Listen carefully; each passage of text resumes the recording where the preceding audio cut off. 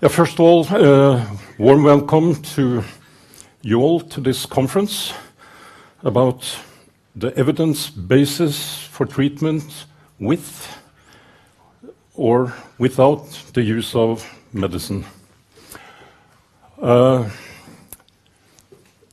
We filled this room, and we had to also rent another room, 𝗀𝗵𝗵𝗃𝗃, in the second floor, and we are video conferencing up to this room. So welcome to everyone up in 𝗀𝗵𝗃𝗃. We are also streaming this live out on the internet, so hello to everybody that's watching us out there in cyberspace. My name is Einar Plyhn.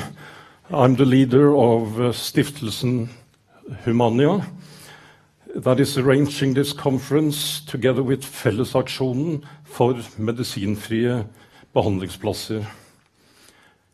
Fellesaksjonen, as you know, is a collaboration of 5 user organizations within the field of mental health care. Stiftelsen Humania is a non-profit organization, or ideell allmennyttig stiftelse, as we say in Norwegian. Just a few words before I yield the floor to Halvor Kjølstad, which is going to lead us through tonight's program.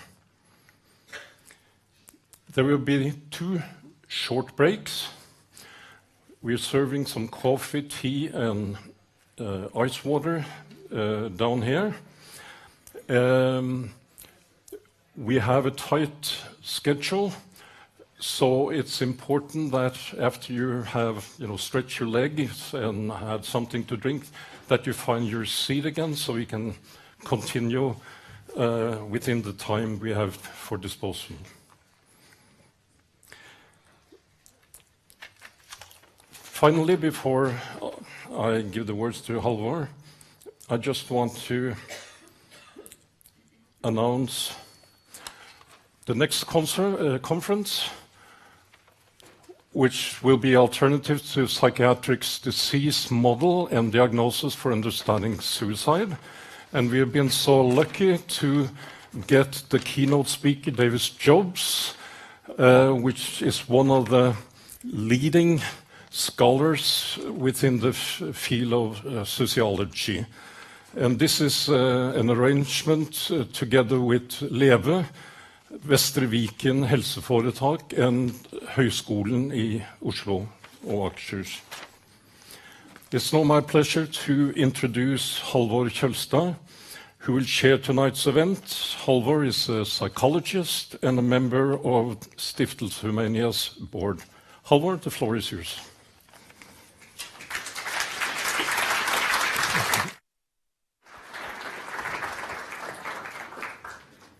Thank you, Einar, and good evening, everybody. As Einar said, we have a tight schedule this evening, so I'll just start introducing our first speaker.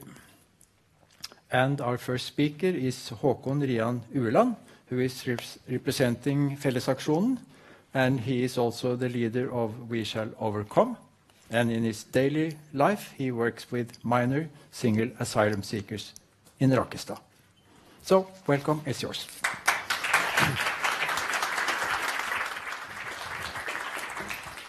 Yes.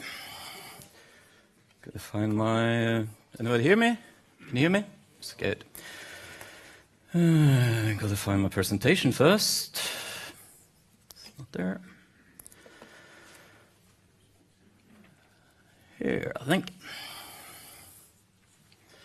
First of all, it's a pleasure to be here. I'm very pleased to be able to talk to such a lot of nice people. This is why is nothing there?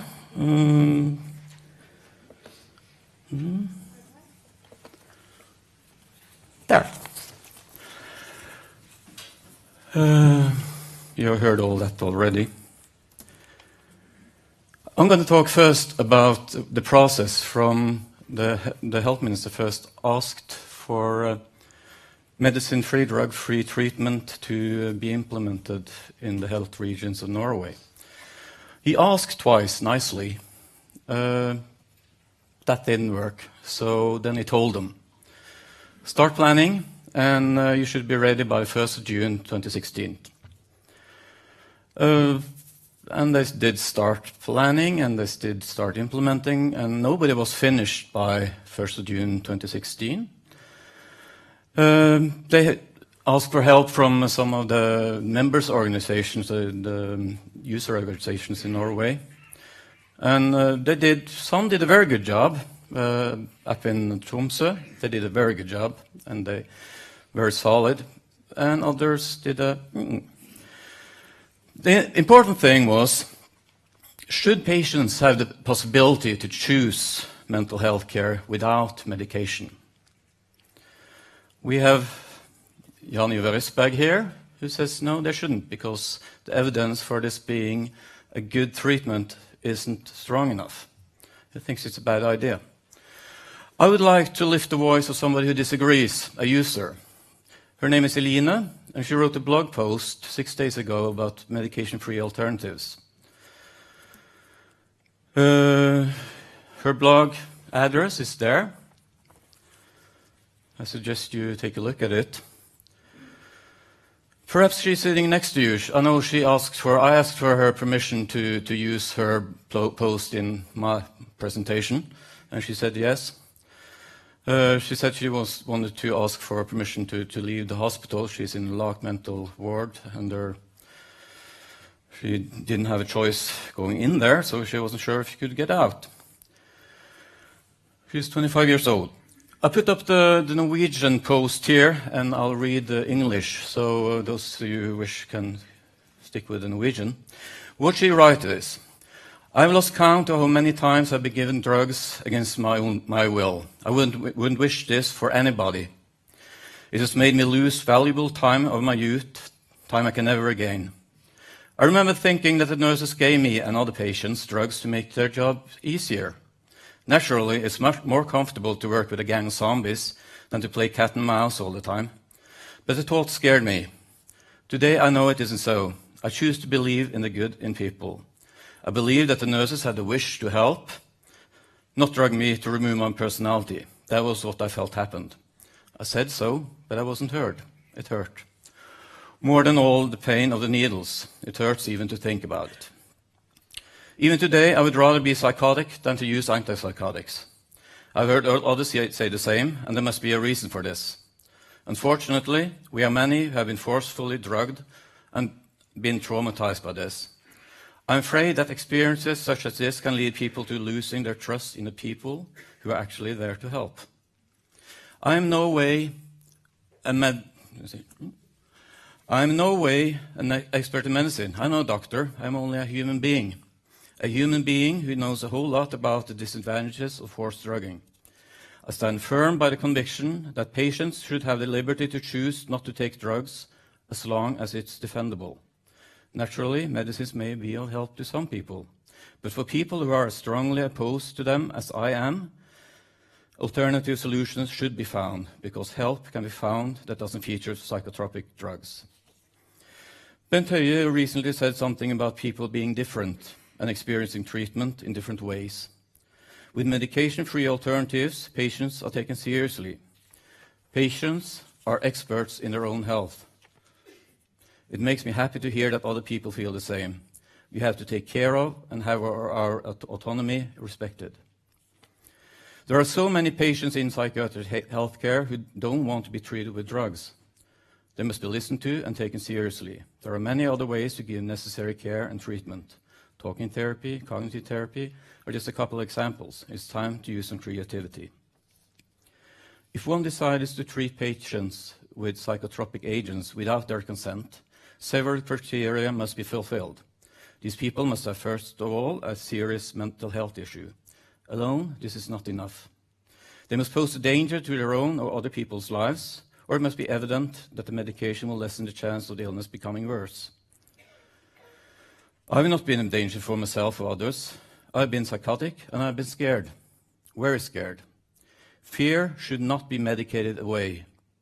Being scared while being involuntarily committed to a closed psychiatric ward is, in my point of view, a normal reaction to an abnormal situation. Having said all this, I do not oppose to all medication. I think they can help many. I use some drugs today, and they work well for me. I don't like it, but I understand it's for the best.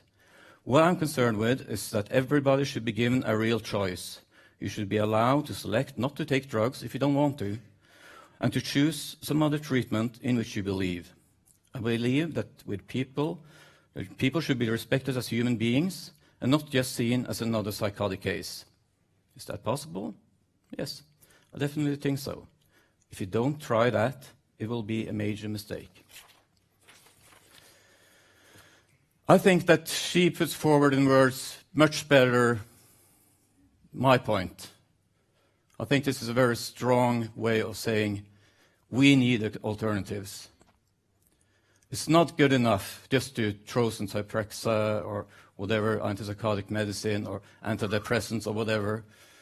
It's not good enough. You have to talk with people. You have to find out what is your wish, what is your dream, what is your history. Don't ask them what's wrong with you. Ask what happened with you. That's important. Then you can touch people and you can help them find a better life. Thank you.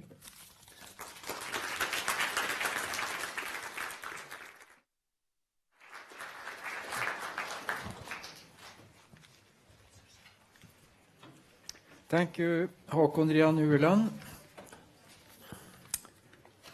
You have really set the scene for an active discussion tonight, I think.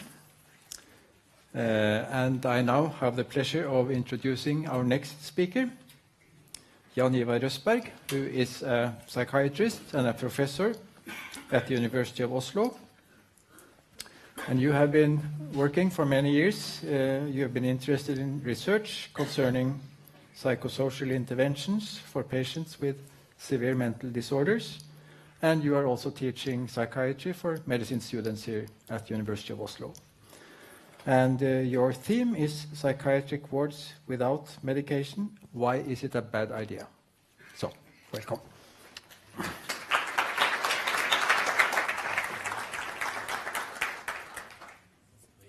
Oh, yeah, you have to. Thank you for being invited.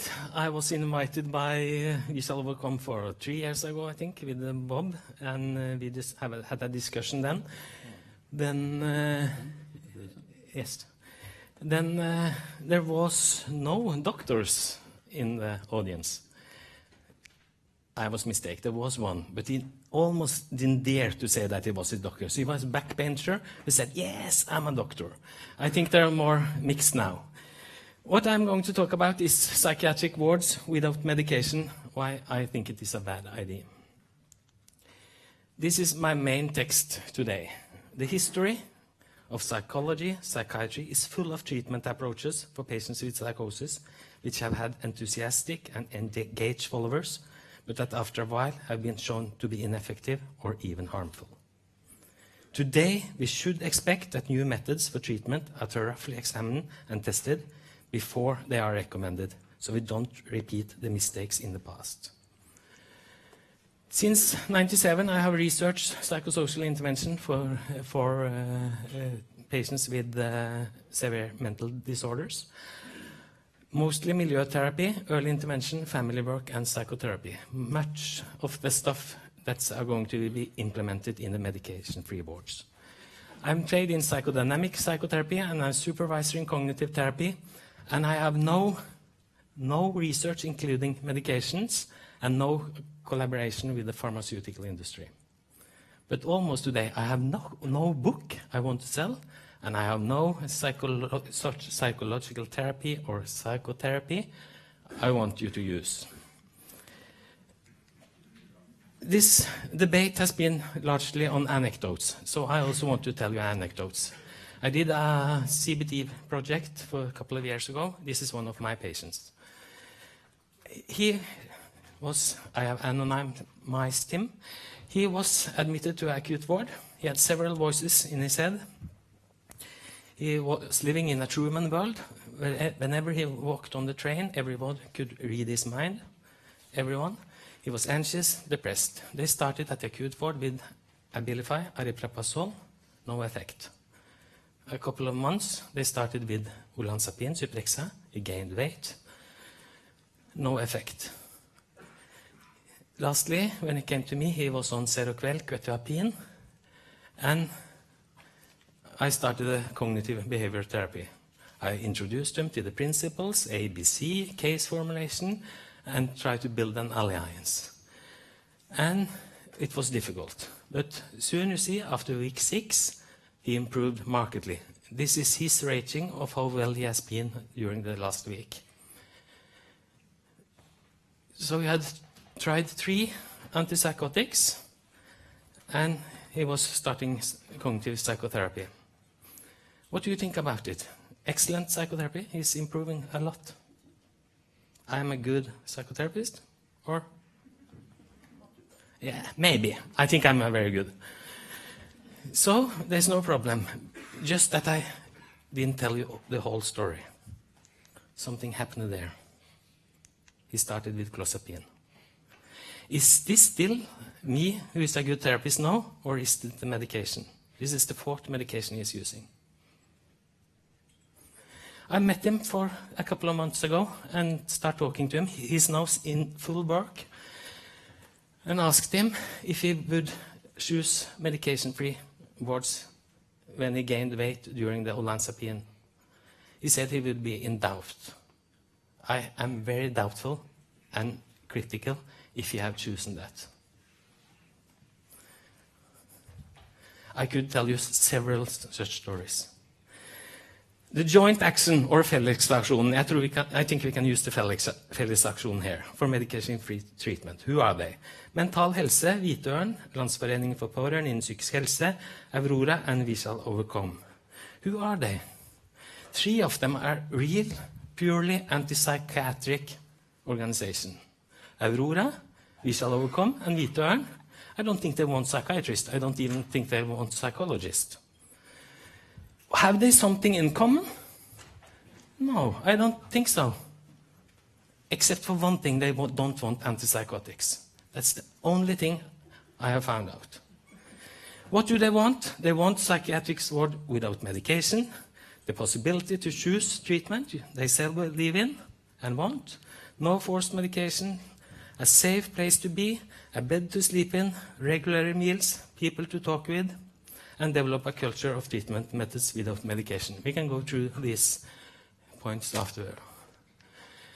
What is medication-free treatment? Who is going to be treated in psychiatric wards without medication? Can someone please tell me that soon? Is it bipolar disorder? Is it personality disorders? Is it affective disorders? Is it first episode psychosis? Is it those who don't have effect of antipsychotic? Is it those who has been violated by psychiatric treatment? Who is it? So are going to be treated. I think we should have decided that before we start, not afterward. We usually do that when we plan the services. We plan who is this treatment for. What kind of treatment intervention should the ward include? The patient is going to choose whatever they want. As long as it includes no chemicals or surgery, the patient is going to have the possibilities to try the treatment intervention they themselves believe in. The patient must have the abilities to choose the treatment intervention they believe in. A shaman could have an important role. If you believe in healing, you should receive it without discussion. So my definition of medication or drug-free wards is a psychiatric ward for everyone, where the patient should receive everything they want. Hello, we have come far further today. Has the fellesaksjon succeeded? Could I have some water? Could you give me that?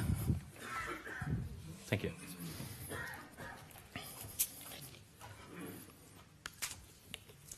What has they achieved so far? Helse-Midt. They start now with a ward for patients with depression and anxiety. What was that the kind of patients Felix-aksjonen would improve the treatment? No.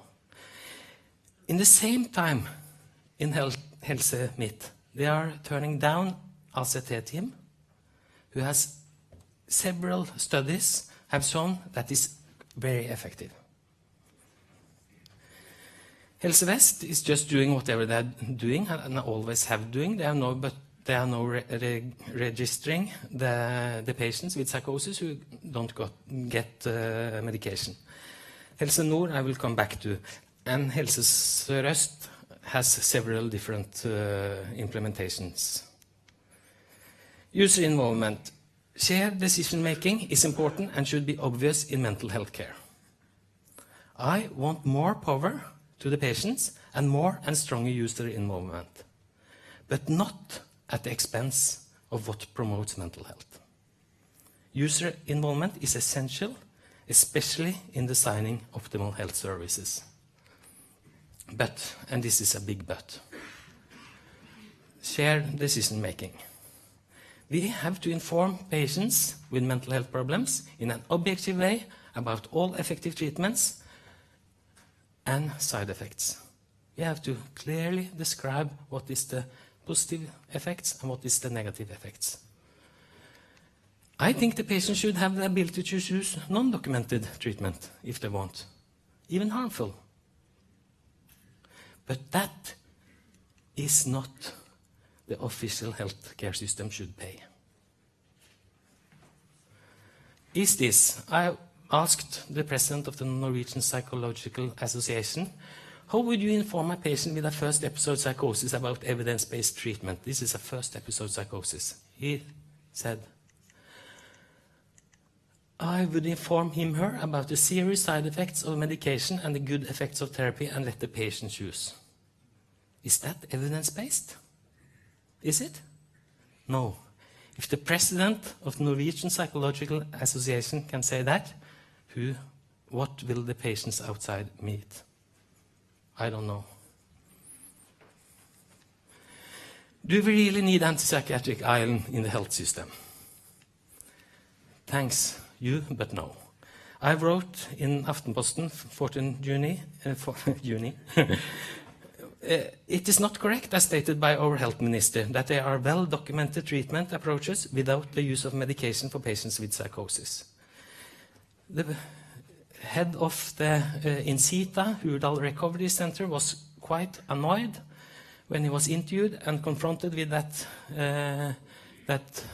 facts for me, and said, this is not about being for or against medication. The point is how we use the medication. The discussion is about correct use of medication.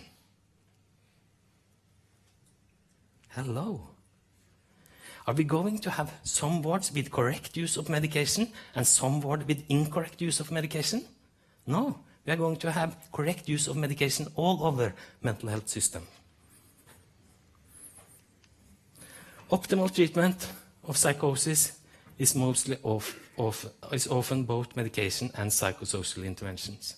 And think, more psychosocial intervention, more psychotherapy, more family work, more of psychosocial intervention. And then the patient could also be able to functioning with lower doses of antipsychotics. It should never be either or.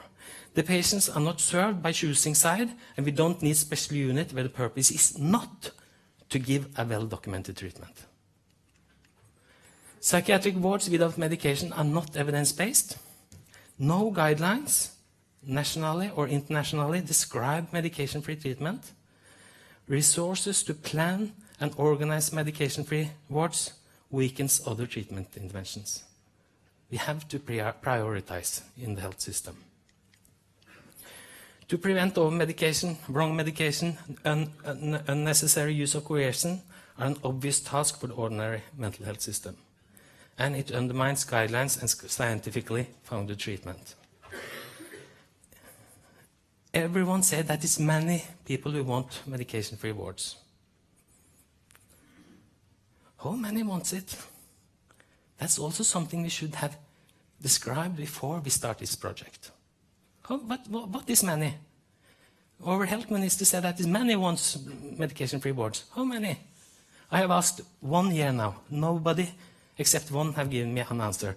And that's the leader of the user organization at Oslo University Hospital. And she said less than 2% of the patients. That's the only, I don't know, but come up with a number and we can see. Why do we need guidelines?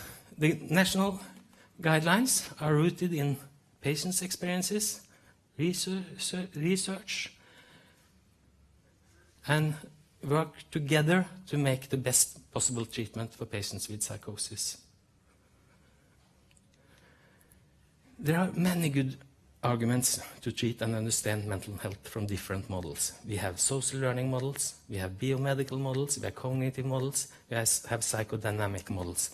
Therapists have a tendency to prefer one of these models, and they only use that model. We need guidelines so the patient gets optimal treatment, the best possible treatment, not one of them. They are based on well-documented evidence base and benefit-risk evaluation. They are in compliance with latest research. They are in compliance with the English and the Australian guidelines, emphasizes individual tailored use of medication, emphasizes informed choice and shared decision-makings, low doses and continuously evaluation of treatment needs. Medication-free treatment in Helse Nord. They are going to offer family and network approaches, physiotherapy, psychoeducation, individual placement and support, different psychotherapeutic approaches, skills training, milieu-therapy, acupuncture, physical activity, music therapy, animal-assisted treatment, and expressive therapy. A lot. There are no study of one single one of these treatment approaches without medication. It's interesting, acupuncture. In September, 3 acupuncture from the Norwegian Classical Acupuncture Association wrote in Aftenposten, we acupuncturists can treat mild mental disorder, but we let the psychiatrist and psychologist treat the severe mental disorders. So Helse Nord is now offering an offer who is more alternative than the alternative medicine themselves. And that's thoughtful, I think. Which of these treatment interventions do we know most about? And that's the 3 things I have done much research on. Milieu-therapy, psychotherapy, and family work. Let's take a closer look at them. Inpatients should be met in a normalizing way, like we meet other people. The main aim is to create a friendly atmosphere where it is possible to discuss your problems and participate in meaningful daily activities. Where is that quote from, do you think? It's Fellesaksjonen? No, it's not. This is 200 years old and was the start of moral treatment for 200 years ago. And we have now 200 years of experience for the fact that medication-free wards are not enough for treating psychosis. Therapeutic communities. Moral treatment was in many ways the precursor of therapeutic communities, and many have said that, yes, we are going back to therapeutic communities. They have extensive use of groups, I can't say that again, hierarchical organization, focus on social interaction between the participants. The ward was a social laboratorium for self-development and understanding. Are we going to go back there? No, we are not. The therapeutic community approach is no longer recommended as its lack of structure and high emotional climate. It's contraindicated for patients with psychosis. I examined 54 Norwegian wards and found that patients with psychosis are less satisfied with their stay if they lack structure and they are high on emotional climate. They shouldn't have that. Okay, what about milieu therapy based on a psychodynamic approach? That has also been suggested. A psychodynamic approach in the milieu is important. Anything else would be an assault. A psychosis is such a strong experience that to approach patients with a cognitive therapeutic or behavior therapeutic intervention is abuse, overgrep. Is it?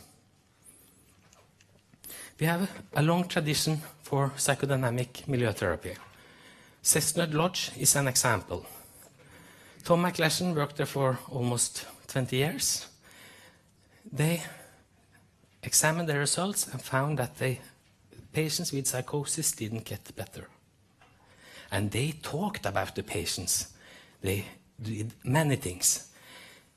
An interesting paper is about a treatment who lasted 18 years with a psychodynamic psychotherapy approach. 4 days a week for 18 years, 3 different therapeutes. But no evidence.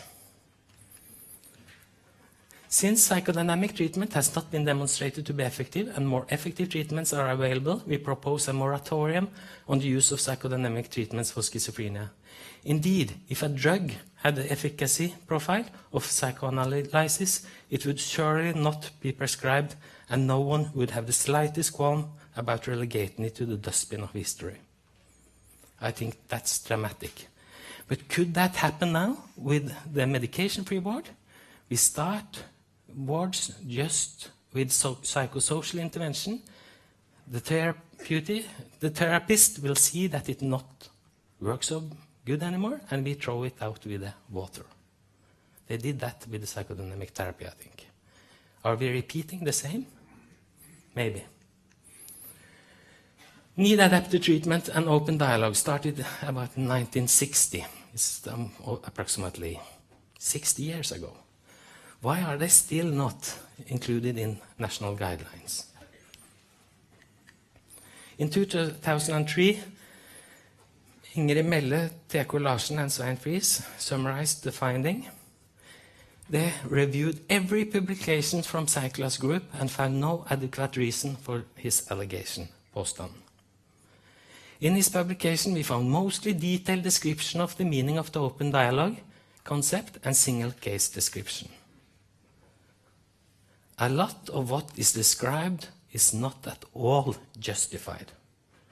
If we are going to recommend this intervention, we need a much more adequately performed study with much better quality than what we have found. And then we go 10 years to 2012. Then it came a review published in a journal I don't know, I never heard about. It summarizes all the open dialogue and need-adapted treatment approaches and say that it could have similar or even slightly better effect than treatment as usual. Helse Nord asked for an opinion about that review, and that was published in January. What does review say? We attach no credence to this conclusion. That's pretty strong words. This was due to both weakness in the review itself and even obvious weaknesses in the studies included in this review. They're very, very rare that they use adjectives to describe findings in research, but here they use obvious. This is quite dramatic, I think. What about treatment milieu with an emphasis on psychosis as a crisis and as a possibility for growth and self-understanding? We have at least 3 models: Säter model in Sweden, Kingsley Hall in London, Soteria House in America and in Switzerland. No studies of the Nordic models. The others, similar results as ordinary treatment and very poor methodology. Thus, there is no evidence of a positive effect of drug-free hospital wards. Or, 𝗀𝗿𝗶𝗄𝗏 say, there is randomized controlled psychotherapy studies that have shown effect for patients with schizophrenia. And he's right. There is one single study for outpatient. Tony Morrison, included 74 patients with schizophrenia spectrum disorder who refused to take medications. And this is the finding. And this is an interesting study. He found a moderate effect sizes on the PANS positive symptoms, but there were several limitations in this study. First of all, 1/3 almost needed medication. Acute psychosis was not included. This was not inpatient, this was outpatient. The treatment as usual group, the control group, was younger, male, and more symptomatic at baseline. But a lot of dropouts. The blinding was non-normal, and the researchers' allegiance. And the author themselves concludes a larger definitive trial is needed. All this point is very important. Toni Morrison is a quite eager CBT fan, and researchers' allegiance. Do you know how much that can explain the results in psychotherapy studies? If we sum up, it can explain 70% of the variance in the results, if the researchers believes in the methods. I remember I was talking with Tony in this restaurant, and he said the three worst things that could happen to him was that his daughter became a Manchester City fan.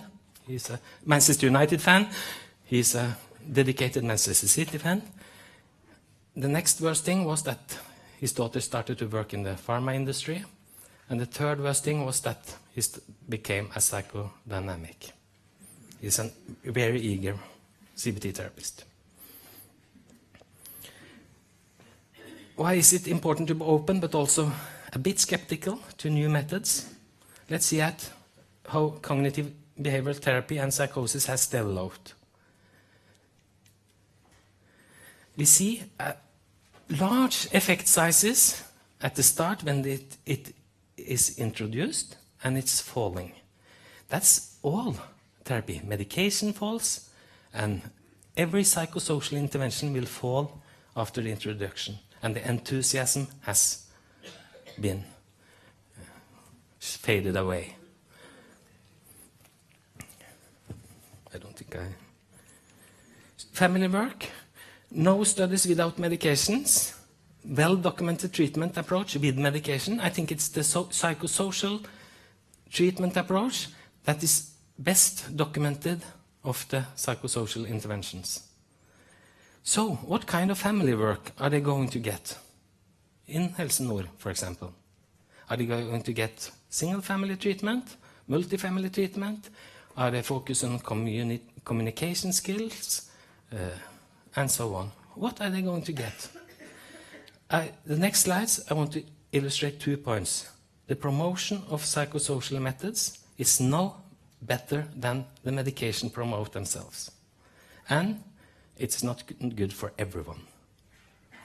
As we see, the therapeutic society was bad for the patients with psychosis. It could be that family intervention or psychotherapy intervention could be bad for the patients. This is a 5-year follow-up of patients from the TIPS project. As you can see, those who participated were more psychotic than those who were not offered the treatment or those who refused it. And they spent more time being psychotic than those not offered or refused it. So, how are we going to adjust the family approach for patients without medication? There are no studies, but what shall we do? The most I wanted to illustrate is that a lot of the psychosocial research with negative results are never published. When did you see a psychotherapy or psychosocial intervention which came out with a different results than the main author?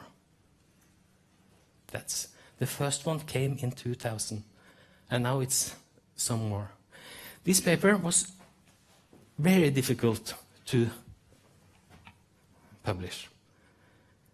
It was rejected in 4 journals. There was a man who had interest in, I got money to implement the methods in a country, and he was the reviewer. But he made a mistake.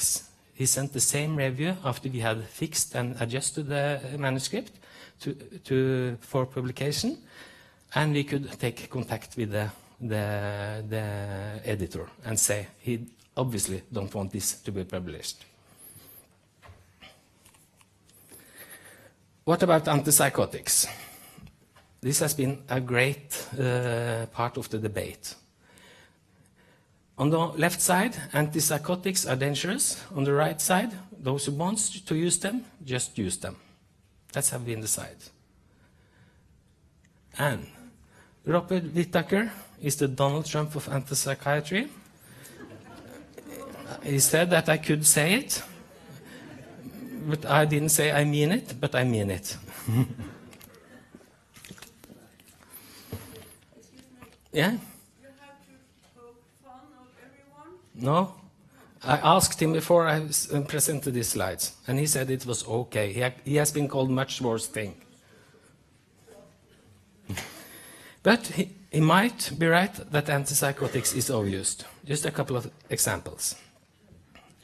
Just a few from his book. Number of rehospitalization increased after we started using antipsychotics. People get worse using antipsychotics. Of course they do. We got an increase in rehospitalization rates. Patients were discharged. Some were rehospitalized. Correlations are difficult. Here is... Oh, this didn't work. No. You see, the first one on the left side is total use of antidepressive, and the second graph is how much is on disability pension. In the right column, there is the Norwegian numbers. Numbers of antidepressive prescribed and number of psychic mental health problems in Norway.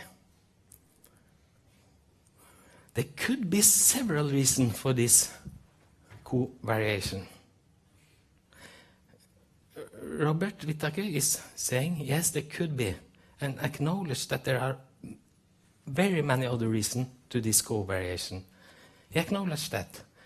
But he doesn't take it into consideration when he's discussing his results. How would it influence his results? That's missing. That's exactly the same as I read in journals. Disclosure. MM has worked for 𝗀𝗏𝗍𝗍𝗀𝗍𝗍𝗍𝗍𝗍𝗍𝗍𝗍𝗍𝗍𝗍𝗍𝗍𝗍 I don't care who they have got the money from. I care about how they have influenced their results. And that's missing. We have a lot of special correlations. You might have seen that. Here is correlation between people who drowned after falling off the fishing boat and marriage rate in Kentucky. Strong correlations. US crude oil imports from Norway and drivers killed in collision with railway train. So correlations are dangerous. Antipsychotics are dangerous. We must stop prescribing antipsychotics. They are very harmful, and it's a hindrance for patients to get back to normal life. First of all, antipsychotic is effective in improving outcome in short term. That's what Robert Whitaker says. So even Robert Whitaker, I think, is against and think medication-free wards is a bad idea.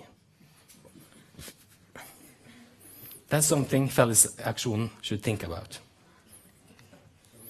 What fascinates me most is how Whitaker and 𝗀𝗏𝗋𝗃 critical interpretation of psychopharmacological research and their extremely uncritical positive regards of psychosocial interventions such as open dialogue and psychotherapy. And what fascinates me second is how to use the language. A modern plague, en moderne pest, magic bullets, magiske piller, prisoners of our neurotransmitters. What's the intention with describing things like that? For me, several red flags is up in the air now. And this is just some couple of the examples.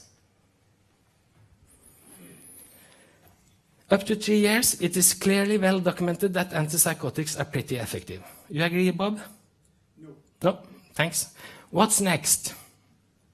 10 years? 20 years? 40 years? If you had shown that they are effective in 10 years, would you then ask for 20 years? Probably, and then 40 years. Do all data in the book, is the whole story presented? I'm not going to get into each of the study he is presenting there, because they are described several times elsewhere. You can just look at the internet and use Google to find them. I want to go a bit further to see. Could we look at studies exploring whether those who use antipsychotics live longer than people who don't? Is that a good idea? Yes, I think so. I just searched the Medline this morning and found a lot of interesting studies, which is not mentioned in the book. Shouldn't those be incorporated? Yes, I think so. Actually, one of them were incorporated. This one, from 91. Neuroleptics and natural cause of schizophrenia include 22 papers. And some of the papers in the anatomy of an epidemic is included there, but only those who shows negative results. What is that? This is just 4 studies. I could show you a lot more. What does they show? Mortality was markedly raised in patients not taking antipsychotics, and the risk of suicide was high. Excess mortality is seen mostly in patients not using antipsychotic drugs. Long-term treatment with antipsychotic drug is associated with lower mortality compared with no antipsychotic use. Okay, another thing. Antipsychotic causes psychosis in the long term. Maybe it could increase our knowledge if we looked at the early intervention literature. This is a good idea now. How does this look like? You can see this is what we call in the early intervention literature, duration of untreated psychosis, how long they go without psychosis, start of treatment, and outcome. Several go 2 years without treatment, 1 year, 6 months, 2 years, and so on. Isn't it strange that those who have gone with a psychotic, had psychotic symptoms for 2 years are more severely ill than those who only got 6 months? Isn't it? Is it? They seems to deteriorate during that, but they doesn't get any antipsychotics. But if the magic bullet is causing the plague, then antipsychotic causes psychosis, then patient with early start should have poor long-term prognosis, shouldn't it? Do you agree with me? If you take a pill who shows that you get poor prognosis, then you earlier start with the pill, you worse outcome. Is that clear? Is it right? A pill is not a pill. A pill is not a pill, that's right. But if you use all the antipsychotics and on, is it right that if antipsychotic medication is causing the plague, the pest, is it right then that if you use them earlier in the treatment methods, they should get worse? That's logical to me. And if that's true, then all the hypotheses in the book is fallen. And we know that early intervention improves outcome. This is from the TIPS project. Those with a duration of untreated psychosis before they got treatment were recovered in 12%. Those with 11 weeks less improved in 31% of the case. So is the magic bullet really causing the plague? No, it's not. It couldn't be. Suicidality is another important aspect that's not covered in the book at all. This also shows the importance of getting early to treatment. Only a difference between 11 weeks shows that those who have been had a duration of untreated psychosis in 16 weeks, contrary to those who had been psychotic for 5 weeks. 10 times more had made suicidal attempt. 10 times more. This is a serious disorder. Have you no ideas what it is like to have schizophrenia? Yes, we have. PubMed search, approximately 123,000 papers. Last 5 years, 5,000 papers. Last year, 1,000 papers. I even can't read them all. We are starting to know something about schizophrenia, vulnerability, risk factors, heredity, and best possible treatment. But we have a long way to go. What's also interesting is what you should imagine of wrong studies statistically. 5% of every published studies should be wrong, and they are. When we are calculating in research, we should be 95% sure that the result is not random. But 5% is random.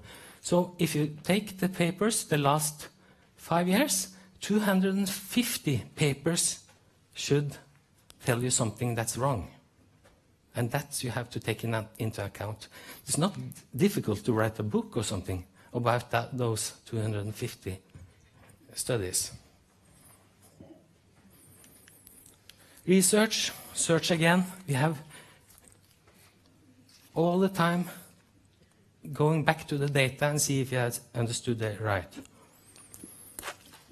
If well-conducted studies support new treatment options, we have to implement it.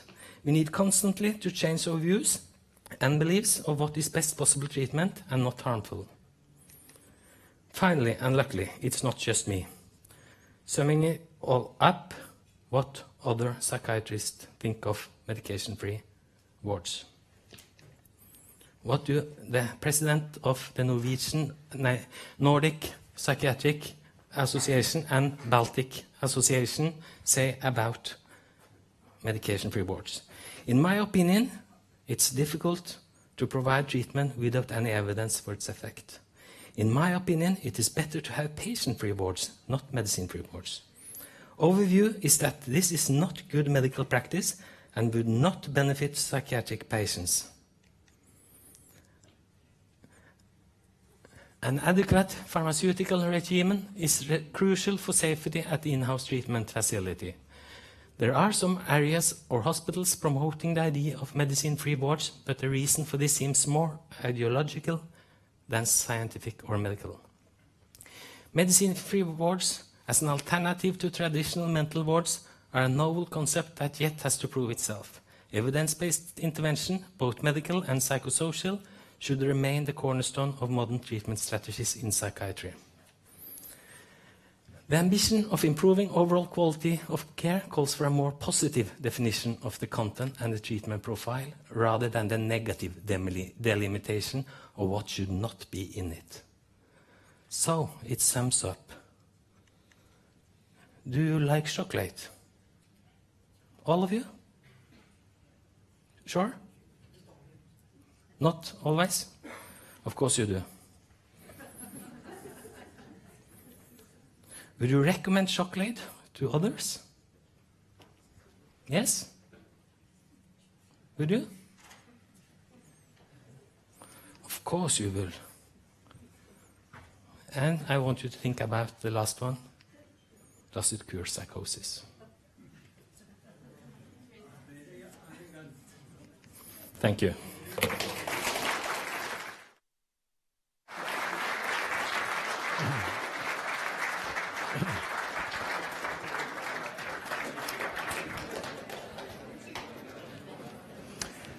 So, thank you, Ivar Røssberg, and I think that following your presentation, we really need a break.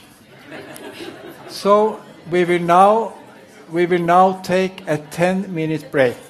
And when I say 10-minute break, I mean a 10-minute break.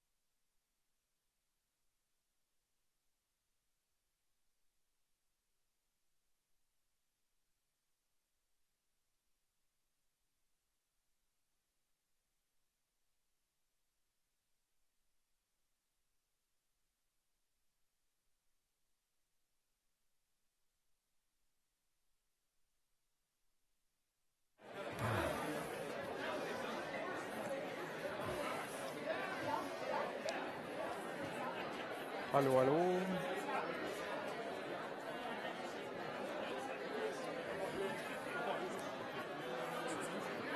Ja. Hallo, hallo, hallo, hallo.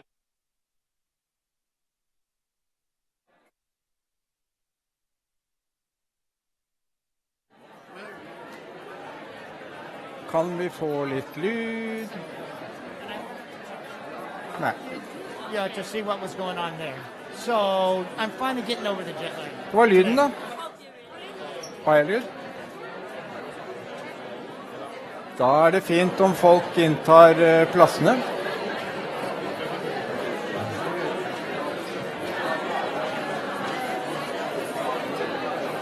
Please find your seats.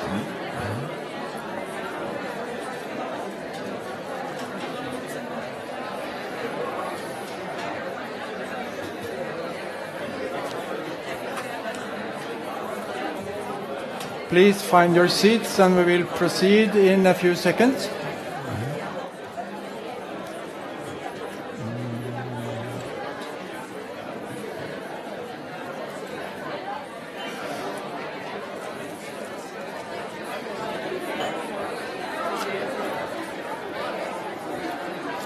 It is, of course, impossible to have a 10-minute break with so many enthusiastic people in the audience. But 15 minutes isn't so bad either. So, as you are now approaching your seats, we can soon proceed. And if in addition to finding your seats, you also stop talking, then we can really go on.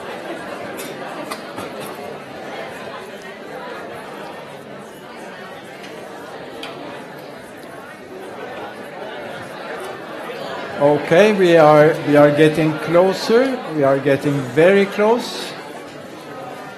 And if we can have some silence, then we can actually go on. We're getting still closer. Fine. So, I now have the pleasure of introducing the next speaker, who has come a long way. He has come all across the Atlantic Ocean from a former democracy called the United States of America.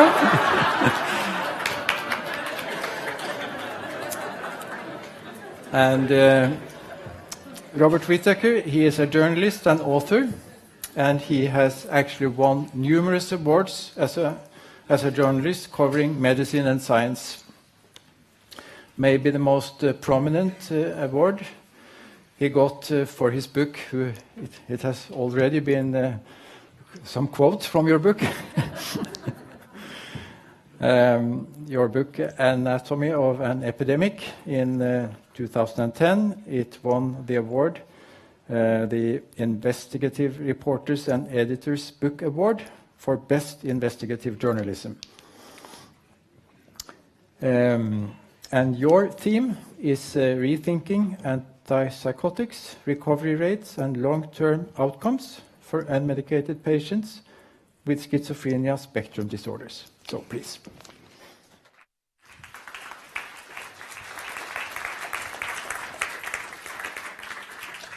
Bear with me just a second. I got to get out of this one and put on the...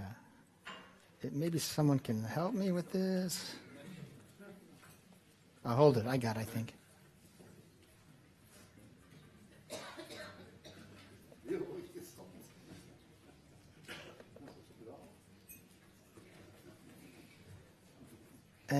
How can I make this large? Like this, maybe.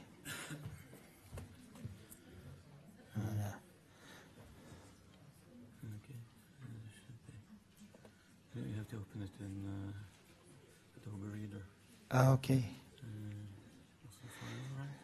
Yeah, that's right. Yeah. And then the view.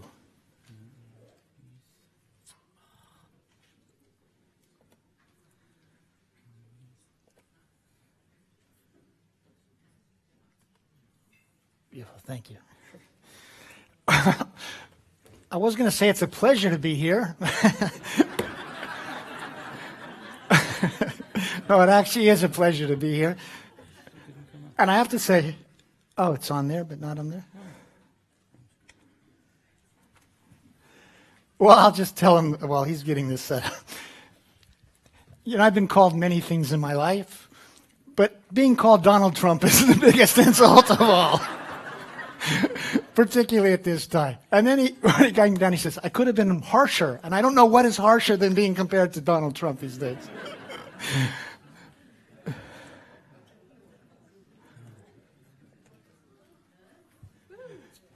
Okay, and then just get rid of this part on the right? Okay, beautiful. Yeah, gotcha. So, listen, there was a lot said in that first 45 minutes. In terms of the presentation of anything in anatomy, it just wasn't accurate. That's all I can say. We can talk about in the panel, et cetera. But here's what I want to do in the next 45 minutes. Learning about this initiative that by the government for, quote, medication-free wards, I understand it was as an alternative really to forced treatment and that sort of thing, which is, of course, becomes a rationale for why you want to offer people choice. I think there's another rationale for this, and maybe medication-free ward is the wrong word here. The question really is, at this time of 2017, does medication, is there evidence showing that it improves even short-term outcomes? But more to the point, how does it affect people's lives over the longer term? Because, of course, initial use often so much leads to use at 5, 10, and 15 years. And so you want to see what history and science can tell us about that very important question about how medications affect people's lives over the long term. And we're going to be talking about antipsychotics. And the reason I wanted to focus, of course, on antipsychotics is when you look at forced treatment, it's usually with antipsychotics. And the other reason is this. If we look at the narrative that drives societal care today, it really forms around antipsychotics more than any other class of drugs. And the conventional narrative goes like this, that prior to the arrival of antipsychotics, people with psychotic disorders were confined to mental hospitals. They didn't get out. And that it was the arrival of antipsychotics that made it possible to start emptying the hospitals and to discharge patients. And the other part of that conventional narrative is that antipsychotics are absolutely essential. At least that's the narrative in the United States, both for short-term and long-term. And really part of the conventional narrative, and you really heard that in the sort of the mocking of me in the beginning, is that anybody who doubts that truth is a flat earther, non-scientific, that sort of thing. And that's the way that people who challenge that conventional narrative are basically dismissed and treated. Now, I want to notice one point. Did you see any evidence point presented in the first 45 minutes that showed antipsychotics improve long-term outcomes? Did you even see evidence that it shows that they really are effective over the short term? Okay, it wasn't an evidence-based presentation. So what I'd like to do here is go over the evidence base that surrounds this question, okay? And here's the questions we want to look at. First of all, we want to, in that conventional narrative, what were the hospital discharge rates? And I have some Norwegian data, in the decade prior to the arrival of the first antipsychotics. So the antipsychotic chlorpromazine is introduced into medicine in 1955, and this is the start of the psychopharmacological era. And in the conventional narrative, this is seen as kicking off a great psychopharmacological revolution, a great advance in care. So we want to see, is that true?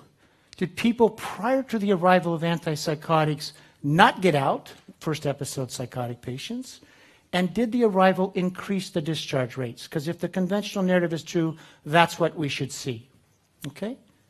And that's the second part. Did these discharge rates notably improve after the arrival of this drug? Which really, and we're talking about first episode patients, so we want to see if the use of these medications were effective in essence over the short term. You see point number 3? This goes to the question, is here we are in 2017, okay? Is there evidence, in fact, that when you use these drugs with first episode psychotics patients, that it improves outcomes at 1 year? Do we have that evidence in the evidence base after 55 years? Now, most people would say it must be there, but we'll look to see if it is indeed there. And then finally, the most important thing is I'm going to go over studies, a number of studies that have been done that have reported on outcomes for non-compliant patients or unmedicated patients versus those who are compliant and medicated patients on a number of domains, okay? And we're just going to present the evidence. And before I even get into one thing on this, no one is arguing for no treatment. No one is saying let people have psychotic and not have some form of care. So the whole question is what form of care, especially once you start in that first moment, say you have a psychotic episode and enter the system, what sort of care helps put you on the best long-term course? So remember that idea, okay? So in 1956, the National Institute of Mental Health in the United States, which is our agency for researching psychiatric disorders, okay? It's our premier agency. They convened a meeting and they said, how are we going to know if these new drugs are effective? And they said, well, we have to figure out what are the outcomes we are getting today, and then we can see what are the outcomes we're going to start getting in the future. But we need to know what outcomes we're getting today before we can see if this new therapy improves on those outcomes, okay? So just so you know, I didn't cherry pick this data. This was the data presented at that 1956 meeting, and you'll see something surprising. What you find from 1945 to 1955, if you study first episode people diagnosed with schizophrenia at that time, you'll see that 65% would be discharged within 12 to 18 months. You see that in these two studies. And then even more important is what percentage of the patients were living independently outside of the hospital in these first episode cohorts at the end of 3 and 5 years. And you'll see one is 73%, one is 70%. This is before the drug era. Now what happens even in this data, if you have 100 patients come in, say in 1948, 65 are discharged, what are you left with?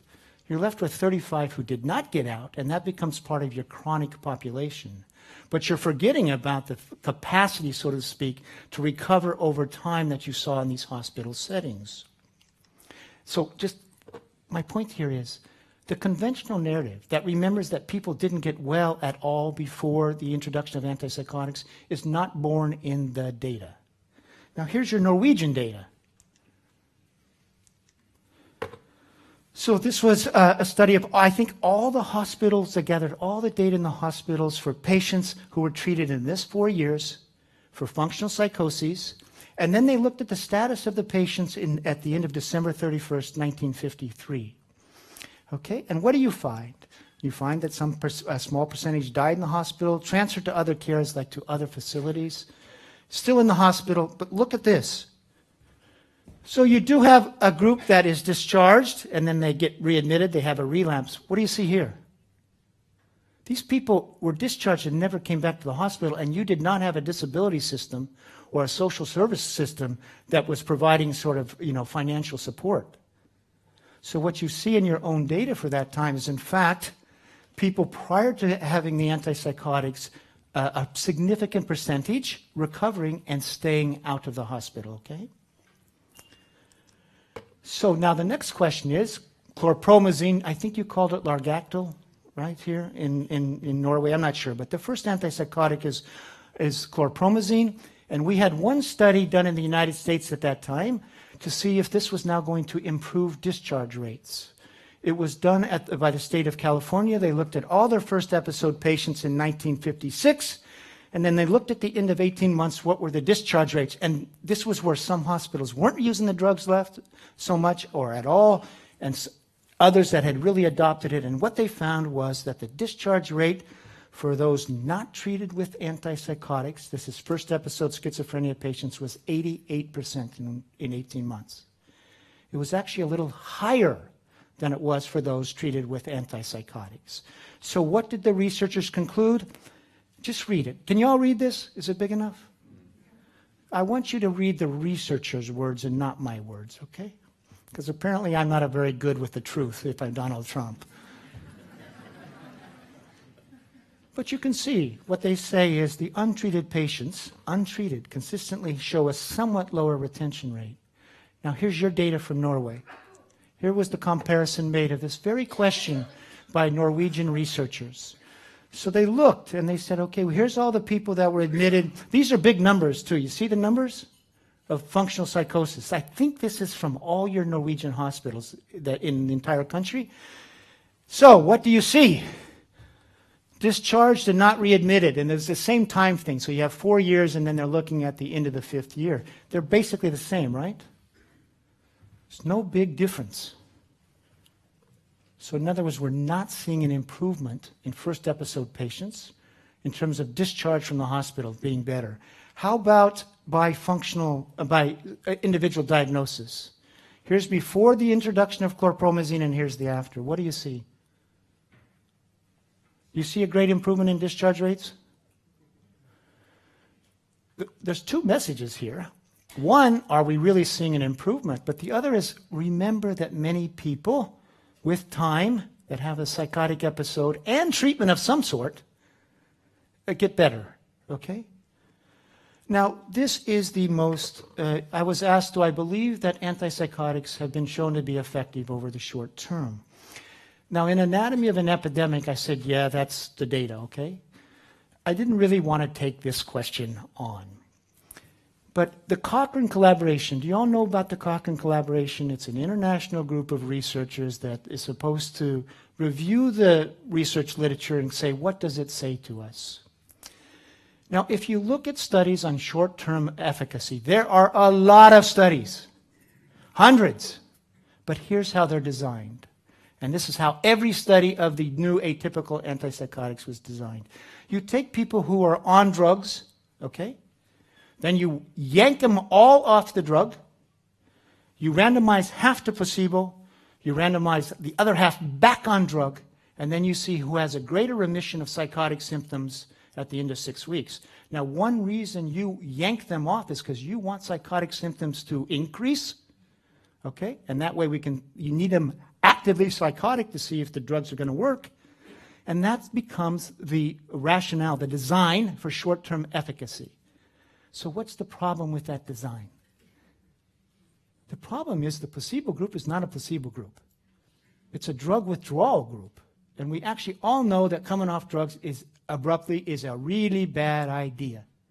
And by the way, some of the suicide data of people released from hospitals that stopped taking drugs, that is attributed to being off med, they're going through withdrawal. So what the Cochrane collaboration did, they canvassed the literature that is around for 50 years, and they said, how about studies in medication-naive people where it compares drug to some other form, either placebo, psychosocial care, milieu therapy. You know how many studies they could find? 5. In 50-some years, to see if people had a better outcome at 1 year with initial exposure to antipsychotics. 5. Only with a total of 900 patients. And what did they conclude? Read it.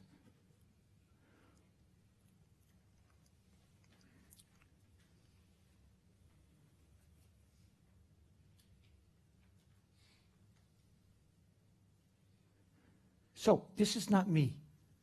What they are saying, the Cochrane collaboration, this international group of researchers saying it is 2000, I think this was 11, we don't have evidence that in fact these drugs in a medication-naive group improve outcomes at 1 year. We do not have that evidence. Next. So now really I'm going to start getting just into the long-term outcome data in the time I have. One of the one main retrospective study we have that was funded by the NIMH was done by a man named Samuel Bachoven. And he had been at Boston Psychopathic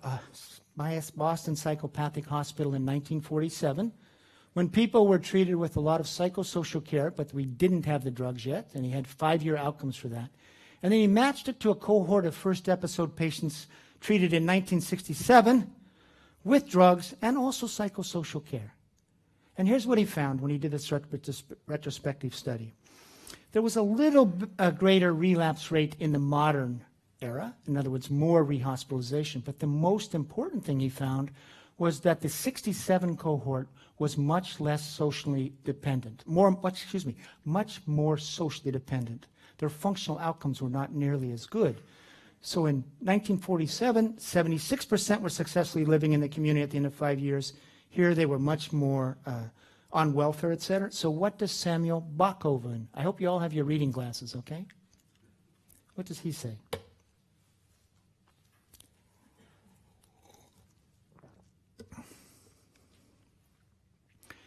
And focus on rather unexpectedly. He's not expecting this outcome. Their extended use in aftercare may prolong the social dependency of many discharged patients. That's a retrospective study, okay? Now we want to see other studies in the modern era, and I'm going to try to find basically every study I can that compares longer-term outcomes for medicated and unmedicated patients, okay? And the unmedicated patients in generally are going to be people who took themselves off, not in every case. Now, this is one of the 5 studies that was identified by the Cochrane collaboration as providing a comparison for medication-naive people, first episode people who were either treated conventionally or without drug. So the way the study was designed, people came into the hospital, first episode, and they either were put on antipsychotic or they were just not put on antipsychotic, okay? Then they're discharged, and he follows them for 3 years. And here's what this means. You see where it says, and it's randomized, okay? This is a randomized study. So people get randomized either to treatment or no drug treatment. No meds means no meds during the hospital care. Off means they stayed off medication in the 3 years after discharge. Antipsychotic off meant antipsychotic in the hospital, and then they went off on their own when they were discharged. No meds means they were, again, no meds in the hospital, and then in the after period they went on the drugs. And so that's the 2 parts, okay? So what do you see in this data? What group had the best outcomes? It was the group, roughly 2/3, who weren't exposed to antipsychotics in the hospital and stayed off afterwards. So that's about 67%. What do we see in terms of recovery rates before the introduction of antipsychotics? About 60%, right? 65%. So you're seeing, I think, here a natural recovery rate. All right? And so basically 2/3 are getting better. Which group has the worst outcome? Which has the highest rehospitalization rate? Antipsychotics on. Okay, just one study. And this was confounded by a higher dropout rate initially in the group in no meds. So there is that confounding factor. What does he conclude, though, about his own study? And again, please read.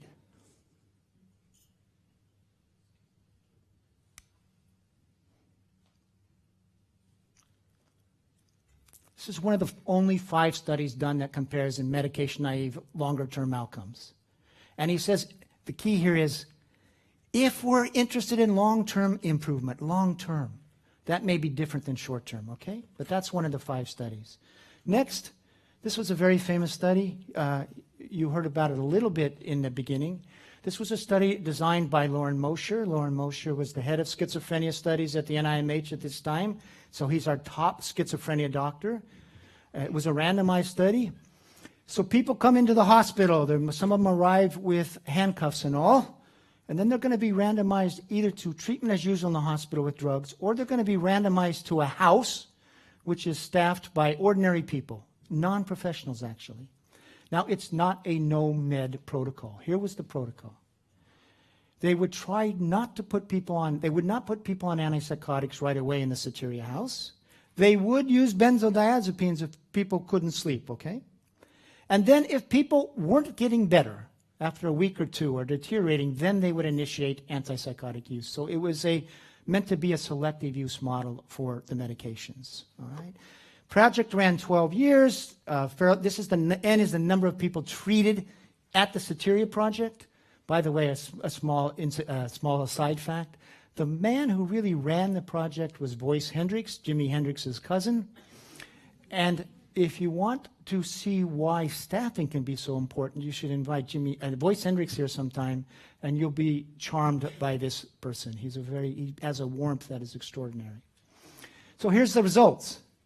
At 6 weeks, Soteria Project was just as effective form of care as drug care in a hospital in terms of reducing psychotic symptoms. That's the first one. At the end of 2 years, as a whole, this approach produced better outcomes. They had lower psychopathology scores, fewer readmissions, and better global adjustment. And here is the antipsychotic use. Because they delayed initial use, about 40% never needed to go on. Think of it as an escape valve. And then there was another 40% that did need the medication temporarily for a period of time. And then it seemed like there was 20% of people that really did benefit from, needed it continuously. So it really is talking about a selective use model, and here's the key. With first episode, if you can have a form of care that allows this group that doesn't, can get better without medications, if you can let that to happen, you can improve your overall outcomes.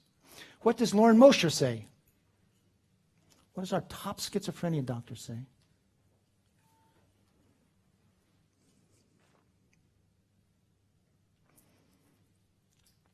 So you can read it. I don't know if he was an early Donald Trump or what, but you can read it. It's his own conclusion. And he says we need to re-examine this. Real quickly, then we have cross-cultural studies. These were studies done by the World Health Organization in the 1970s and 1980s. These studies were done like this. They compared outcomes in 3, quote, developing countries, India, Colombia, and Nigeria, with outcomes in the US and other rich countries. There was at least one Scandinavian country that had a site in this. Diagnosis is being made by Western doctors. And here's what happened. After the first study, which I think was the 5-year studies, they noted that the patients in the poor countries had much better outcomes, a considerably better course. And then they conclude that being in a developed country was a strong predictor of not attaining a complete remission in a rich country. Okay? And then in the poor countries, they had an exceptionally good outcome. And now after that first study, here's what the WHO, World Health Organization investigators hypothesized. Maybe the outcomes are better in the poor countries because they're more medication compliant. They take their antipsychotics regularly. Valid hypothesis, right? If drugs are to be so essential, then compliance should be associated with better outcomes. So they measured medication usage in the second study, and what did they find? They found that in the poor countries, they were using the drugs differently. They were using them acutely, but not chronically.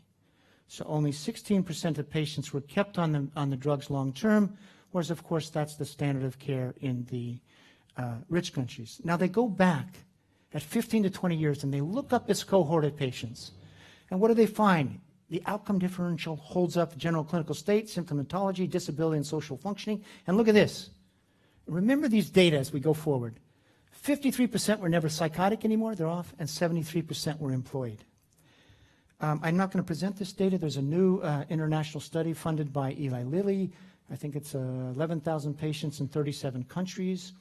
The point of this study is everybody has to be on medication for 3 years, cross-cultural, and now the outcomes in the poor countries, developing countries, are no longer better than in the rich countries. In fact, they're now a little worse.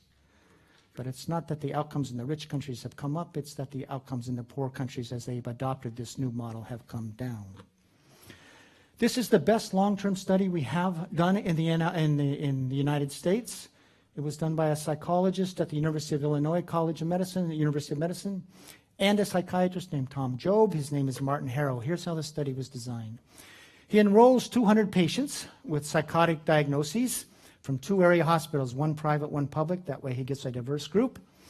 And everybody will be treated conventionally in the hospital with drugs. They're discharged, and now he's just going to follow them at 2 years, 4.5, 7.5, 10, 15, 20, and 25 years, and look how they're doing. Now, one of the hypotheses was that those who stop taking their medication will be doing terribly. They're going to be homeless. He's going to see that this shows, in fact, it confirms why you need to be on your drugs. At the end of 15 years, he still had 145 of his 200 patients in the study. That is a really low dropout rate for a schizophrenia study in the United States. And you'll see he has 64 schizophrenia patients diagnosed by DSM-3, 81 with milder psychotic disorders. Fortunately, this is a young group. Most are either first or second hospitalization, so he's following them early in the course of the illness. Now, there's data at 20 years, some at 15 years, etc. So, this is in the 64 schizophrenia patients. At the end of 2 years, roughly 25 of the 64 schizophrenia patients had stopped taking their medications against doctor's orders, okay? They basically had left care. And you'll see, they're anxious. They're actually a little bit more anxious than the group on antipsychotics. But what happens between year 2 and 4.5? Do you see what happens? There's a lot of healing going on, recovery going on in the off antipsychotic group. Their anxiety is abating, whereas it's not in the on group. This is the only place in the literature I know of you really see a time course of healing in basically between 2.5 to 5 years. It gives you a different perspective. How about cognitive function? It's better at every follow-up for the off-med group. This is the psychotic symptoms. So at 10 years, he looks at the people who are at least off antipsychotics at that time versus those who are on. What do you see here? First of all, a lot of people off are not psychotic. But does this show drugs that are working on the psychotic symptoms? The majority are still psychotic, taking the meds. How about recovery rates? Recovery rates, he defined you had to be asymptomatic when you came, you couldn't have been in the hospital in the previous year at this moment, and you had to have, you had to either be working or in school at least 50% of the time and have relatively good social functioning. You see again at 2 years, there's not much difference. The divergence happens between year 2 and 4.5. And by year 4.5, the recovery rate is 8 times higher for those off medication. And what Harrow found was this. The people who recovered off medication disappeared. The psychiatrist didn't see them. And actually society didn't see them because they got off. He had someone become a lawyer, someone became a professor. Once they recovered, they didn't go around saying, hey, you know what, I used to have schizophrenia. So we don't see this, is what he's saying. Now this is a slide that I did put together from his data because he ends up with 4 groups. And he just talks about, he has a scale called global adjustment. He has schizophrenia on and off, and he has other milder disorders on and off.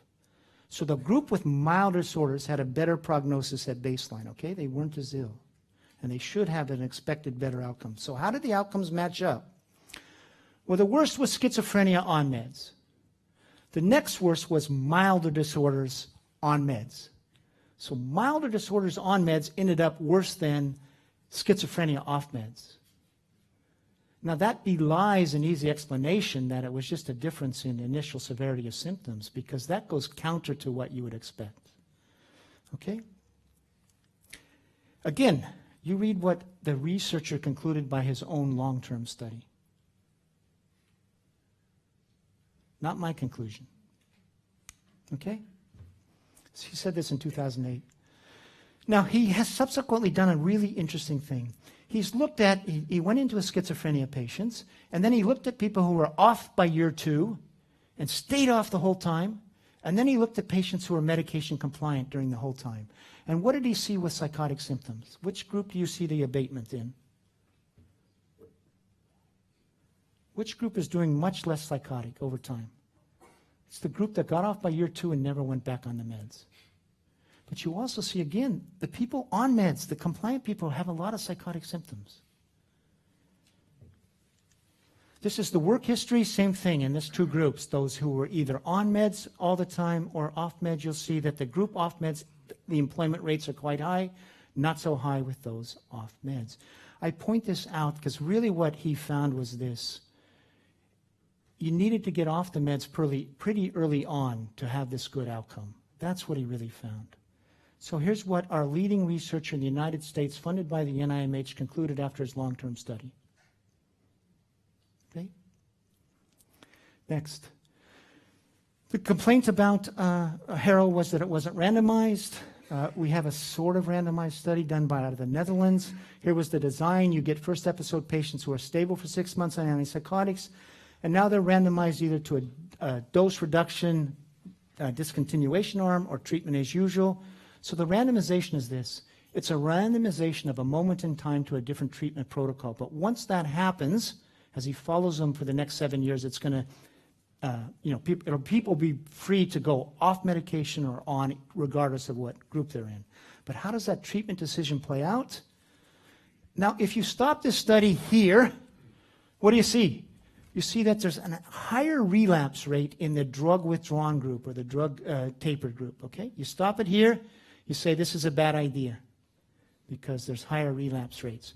But in this study, the relapses weren't so severe. They managed them, and now they looked at relapse rates at 7 years. Not much difference. How about recovery rates? The group randomized to drug discontinuation or tapering had 40% recovery rate versus 18. So at least in this study, that moment of treatment where you tried to introduce tapering led to a doubling of the recovery rate. And now you also see that some of the people randomized to drug discontinuation or tapering, and they either got down to a low dose or off. Some in that group actually went back on conventional medications, and some in the other group randomized to treatment as usual, took themselves off. So this is just the 7-year results based on medication use. And you see the group that got down to low dose or off, greater symptom remission, greater functional remission, and greater 3 times the full recovery rate. Here's what he says. By the way, how much time do I have? I need to know what I should. You're going to have to read fast. Okay, you see, how much? You have 32 minutes. Left, or I've taken 32. Uh-oh, I better go. Okay, you'll see here he's saying he's worried that antipsychotics may worsen functional outcomes, okay? And then next, he's saying we've been looking at the wrong thing. We've just been measuring symptoms over the short term. We need to look at how people are living over longer periods of time. All right, that's his conclusion. Functional gains only appeared in long-term monitoring. This is a study out of Denmark. It was a study where they looked at 496 first-episode schizophrenia patients diagnosed between these years. Early on in the course, at time of recruitment, been on antipsychotics less than 12 weeks. At 10 years, there's still 303 patients in the study. There were 121 who were non-compliant. They weren't following their doctor's orders, stopped taking antipsychotics. So he gets 2 groups at 10 years, those who are non-compliant and the compliant patients. And he says, at baseline, there was no difference between these 2 groups, severity of illness, etc.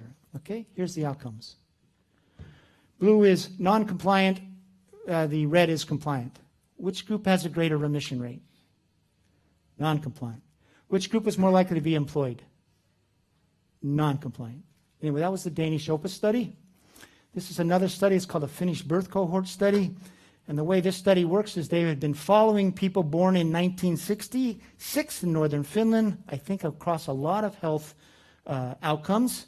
But they had 70 people in that cohort who were diagnosed with schizophrenia spectrum disorders, okay?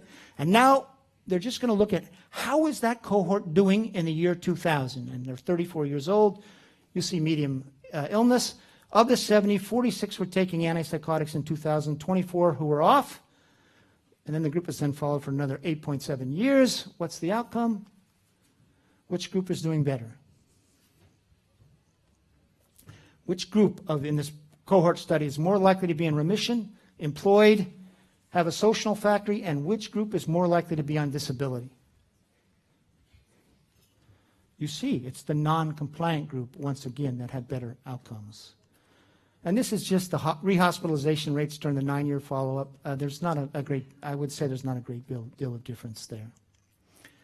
So when we started this, and I was trying to do a very quick review of a long evidence-based history, do we see, prior to the introduction of antipsychotics, what do we see? We see that more than 60% of patients were discharged. And we would see at longer-term follow-ups about at least 2/3 or more would be living independently in the community.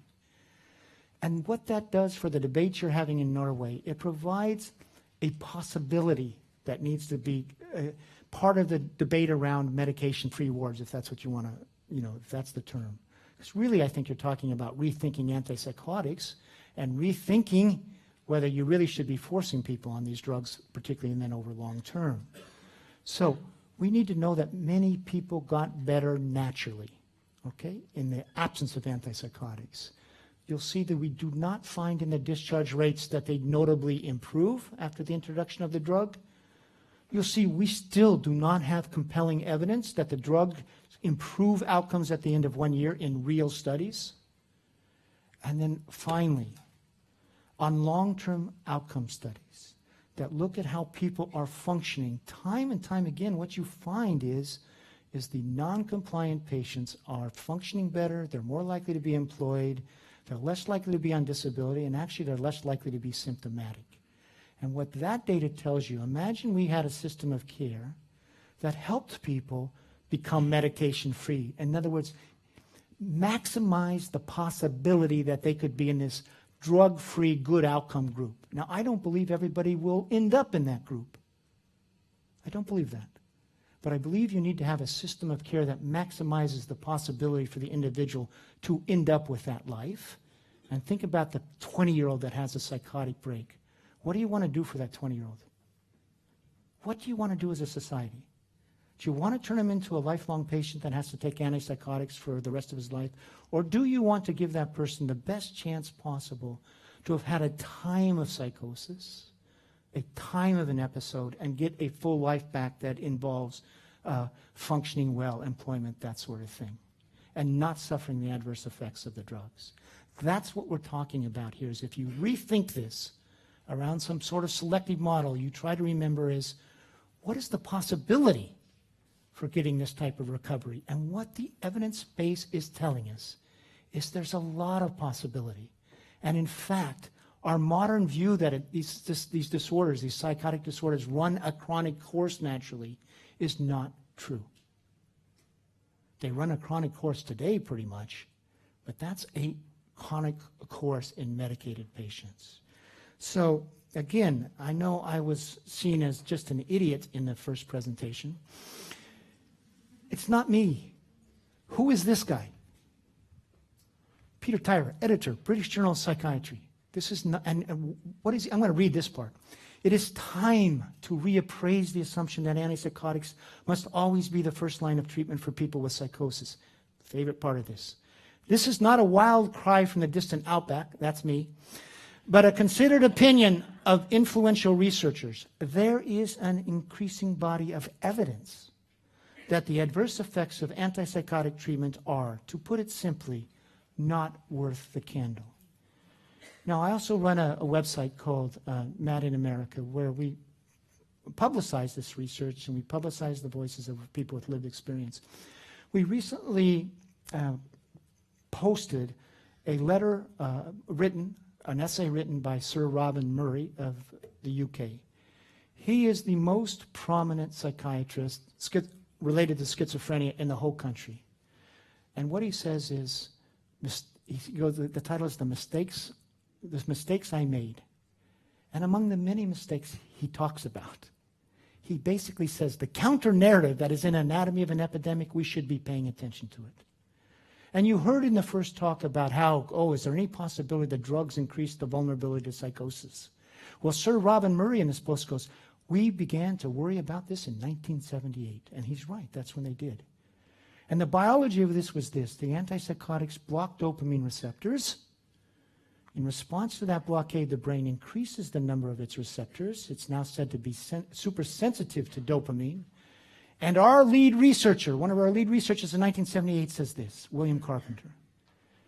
We know that once you're on drugs, if you come off, you're at greater risk of relapse.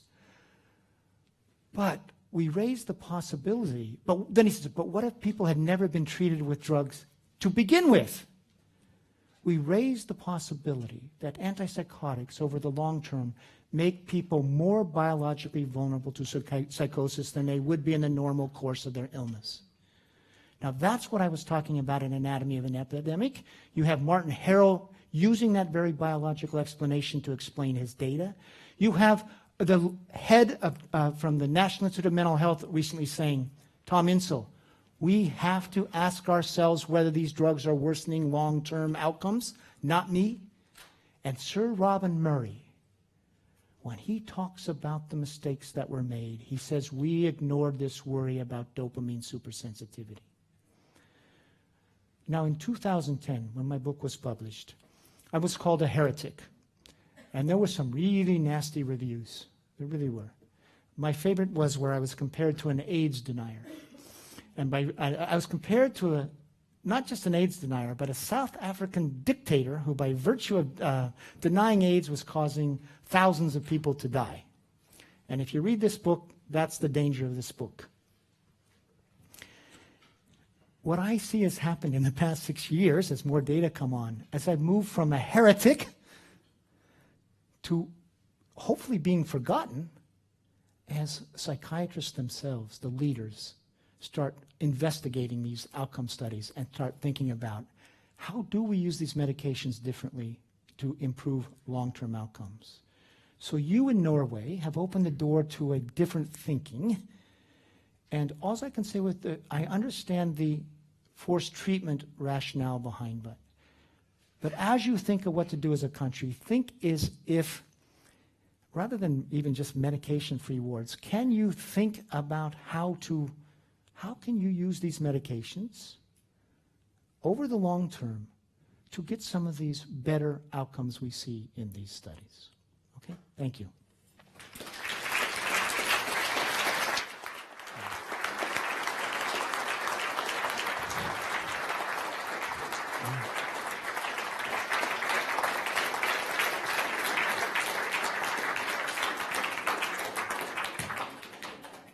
So, thank you, Robert Whitaker. And so now we move to the other end of the Atlantic Ocean again, to our friends and neighbors from Finland. So I'm introducing Professor 𝗀𝗏𝗄𝗆 Seikkula, who is a Finnish professor of psychotherapy, and he has won quite a lot of fame for developing what is called the open dialogue approach to treatment. Your title is Open Dialogue with Families, Increase Resources for Avoiding Unnecessary Medication and Improve the Outcome in Psychotic Crisis. So please.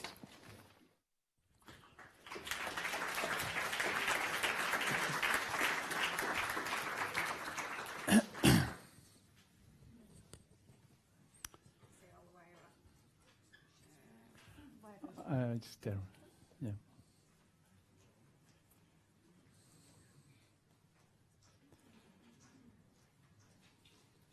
Thank you. And thank you for the invitation for this very, very interesting seminar. I'm lucky to be still living in a democracy, even if it's not always things happen in the way that we want them to happen, but that's the case. So my point of view tonight is a bit different compared to the first two ones, because my main idea is not to focus on medication or not, but my research, I think of myself being a scientist, and my science and research is very much a kind of becoming a part of developing psychiatric practices. And when we have been doing this research about open dialogue and also many other issues, we also, as a part of it, has come known about the role of medication in psychosis, also in depression, even if that's not pointed out here.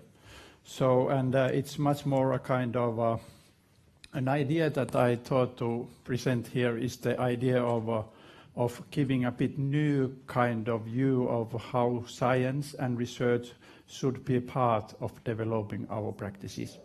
There really is a big problem in the science that is used in the academic ways, and also that is very much behind of the recommendation of treatment of excellence guidelines. And this science and research that is shown in those studies is very much non-valid. The external validity of the studies is very poor, and thus giving a kind of guidelines and conclusions for the treatment that seems not to be so valid of the real practice. Open dialogue is very much based on a research, all the time ongoing research. In that way, you could say that it's a very much scientifically based approach on the whole. Actually, I don't know any other approach within psychiatry that has been studied so much that open dialogue has happened. It's a question of doing a naturalistic research, looking at what happens in the real world in the practice that we live with our clients. It's not a laboratory design in which we isolate the phenomenon that we want to look in a kind of laboratory comparison between different elements, and it very much emphasizes the research of the external validity, meaning that the things that we make a research about are the things that happens in the real clinical practice on the whole. The design are done according to the specific context and specific methods, and it's also a question of as it's called mixed methods idea of integrating different methods of research within same studies. So I want to show you some of these studies that are behind. There is also quite many of references to studies that are not so relevant in our meeting for today, but I only want to give a short glimpse to see that how this research and evidence based on the research as being a part of the idea. When we do this, there is very important to realize that it's possible to do research of also international therapies. I mean that kind of therapeutic approaches that do not follow a manual that you have to follow from one case to another, but you really can make a research what happened in the very unique interaction with each client and follow it.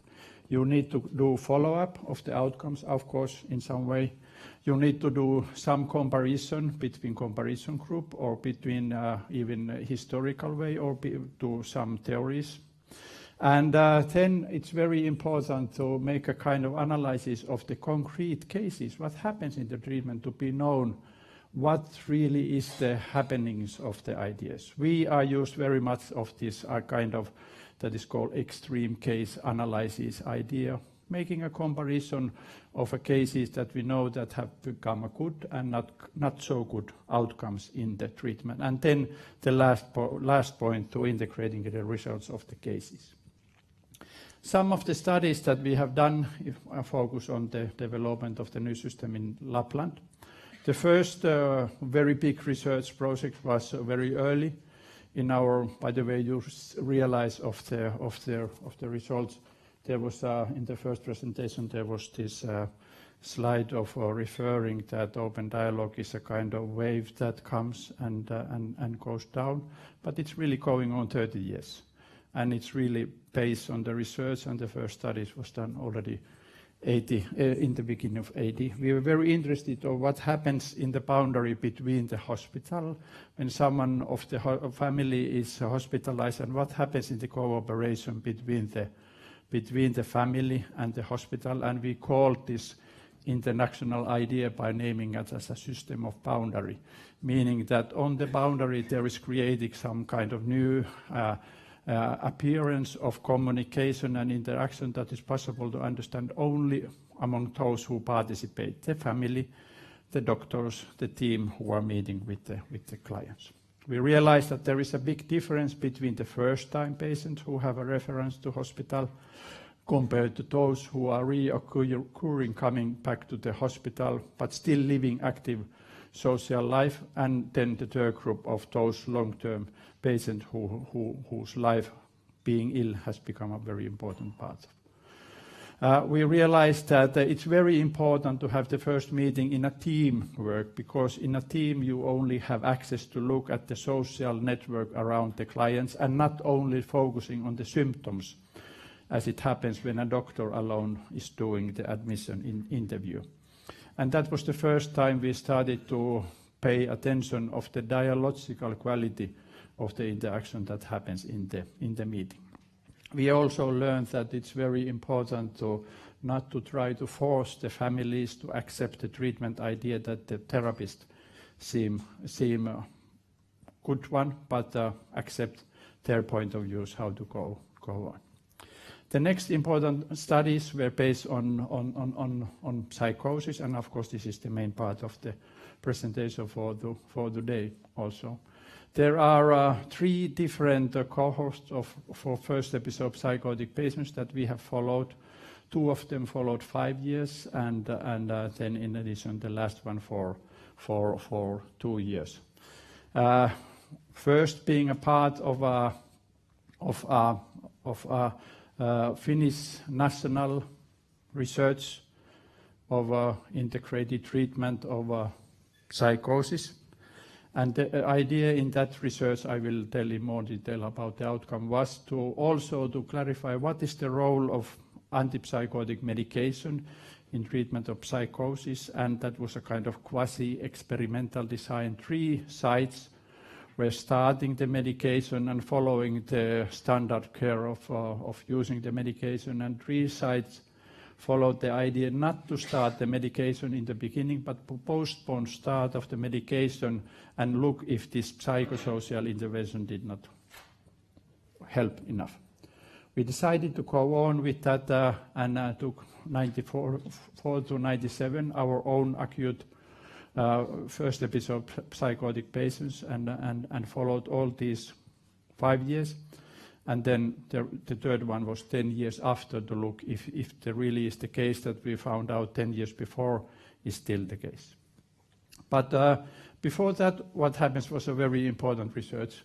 It was led by Professor Jukka Aaltonen, because we had been running this new kind of open system of care, meaning that that everything that happens in the treatment happens in open forum. Every discussions about the patients happen that the one who is the main person is there from the very beginning. Families are always invited into the treatments, and these individual meetings were stopped in a way that we emphasized the working in teams. So the doctor, psychologists, nurses, social workers came together in the meeting. And when this has been going on some 10 years, we made an analysis by looking at patient records. How is this affecting the treatment of psychotic patients? And we really did a very large analysis by analyzing 3,000 patient records, especially selecting 300 of them who had first-time psychotic patients, and then doing qualitative content analysis to analyze what are the optimal ingredients of the treatment in these new ideas. And this is something that later on became known as principles of open dialogue. But it's very important for me that principles of open dialogue are not an idea that are first put there and then followed, but the opposite. They are outcomes of looking what happens in the new system of care. And what we found out was that an optimal care seems to include at least 7 very important ideas. First of all, the optimal care should guarantee the immediate start within the crisis and actually having the first meeting within first day after the contact has been made. Secondly, it always should include the family, and we name it the social network perspective because there is also sometimes reason to have some other part of the social network of the clients being involved. Every time, always. And the third point, it should be flexible, adapting to the unique needs of every client in a way that it integrates the different treatment. Open dialogue has not compensated any treatment methods. Medication, for instance, can be a part of the treatment if seen necessary. It should guarantee the responsibility so that the system is available for the family all day round whenever they need for help, and that they can be for sure of the help, that wherever they contact, they know that this contact will lead into a meeting with the family. We learned to stop to say to the family that this belongs not to us, you need to contact abuse clinic. So it was no longer possible to say that this is not our case, you have to go to another place, but really to start to work in a crisis. And in that way guarantee the psychological continuity going across the boundaries of different services by forming integrated teams. People could work together so that there was someone from the social care, someone from the outpatient clinic, and even some from the hospital, and this team could take charge of the entire treatment for as long time as needed. And then the 2 last points was that the idea for building up this kind of very intensive meeting was to increase the tolerance of uncertainty for the period of time in which there are no ready-made solutions or conclusions how to go on. And for that reason, the idea is to generate dialogue. The idea of the meetings is not so much to solve the problems, find solutions, find interpretation of meaning, but the idea of the meeting is to generate dialogue, to understand more how is this problem related with the life and things that had happened there. And this was also very much this was the first time that we were thinking with Professor 𝗀𝗺𝗿𝗶𝗀𝗺𝗏 that how could we name this idea, and then we came into a conclusion in 1995 that perhaps we could give a name as open dialogues to this system. That was also opening to see what is the importance of dialogical quality dialogues in the treatment, and there are many studies of the importance of dialogue, and that is very important. Of course, I could speak quite a lot about it because it's so important element.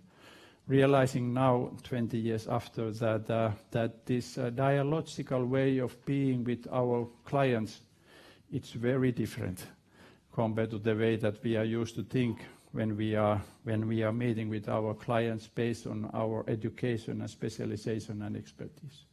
When we are experts, we know that we have some methods to use for the symptoms, for the problems, for the family interaction to make change. But when we are in a dialogical way with our clients, it's our task to become involved or be involved in the stories of our clients, and by our responses helping to have a new shared experience and idea of how to go on. There are many studies. We also have systematized a bit of this.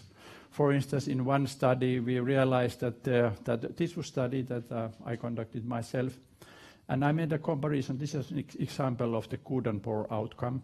We had an outcome of the people who came into the treatment because of psychosis for the first time, and then one idea was to look at what happens in the first meeting with the one who had a good outcome compared to those who had a poor outcome, and they were selected so that there was a pair comparison out of these cases. And it's very important to realize that those who had a good outcome, they have access to be active to define how do we deal with our problems, and that was much less the case in the poor outcome cases. So it was much more the professionals that were active in that situation.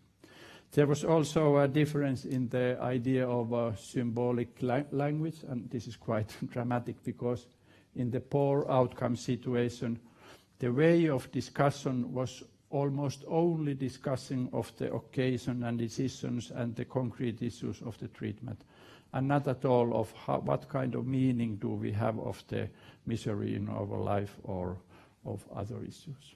And also the last point that we realized that it's very helpful to have access, as we call dialogical way of being in the dialogue, that it's our responses that are the main parts of going on, and not so much that it's the professional who define what is the way to go on in the system. I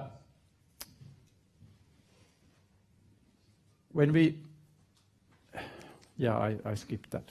Then going into the idea of these studies about psychosis, and this is the study, first part of the 3 research studies of first-time psychotic patients, and we followed in 2 periods altogether from April 92 till March 97.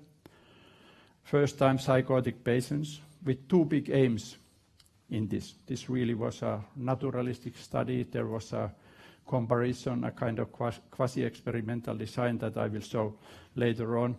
And one aim was really to increase treatment outside the hospital in home setting, and in that way develop the practice on the whole. And then the second aim was to have more information what is the role of medication in the idea. We started with 90 patients. At the 2-year follow-up, there were 80, and a 5-year follow-up, 76 of them. And for me, this is very important, the last point, that we always do the studies outcomes in a way that in the follow-up interviews there are invited the one who is the patient, the family, and the team who is in charge of the treatment. So it's very important that the people who work have a feedback of their work immediately when they are involved. That's a part of this naturalistic way of doing studies and increase the external validity of the study to make it also part of the practice. Well, perhaps it's not so. I will not go so much into the details of these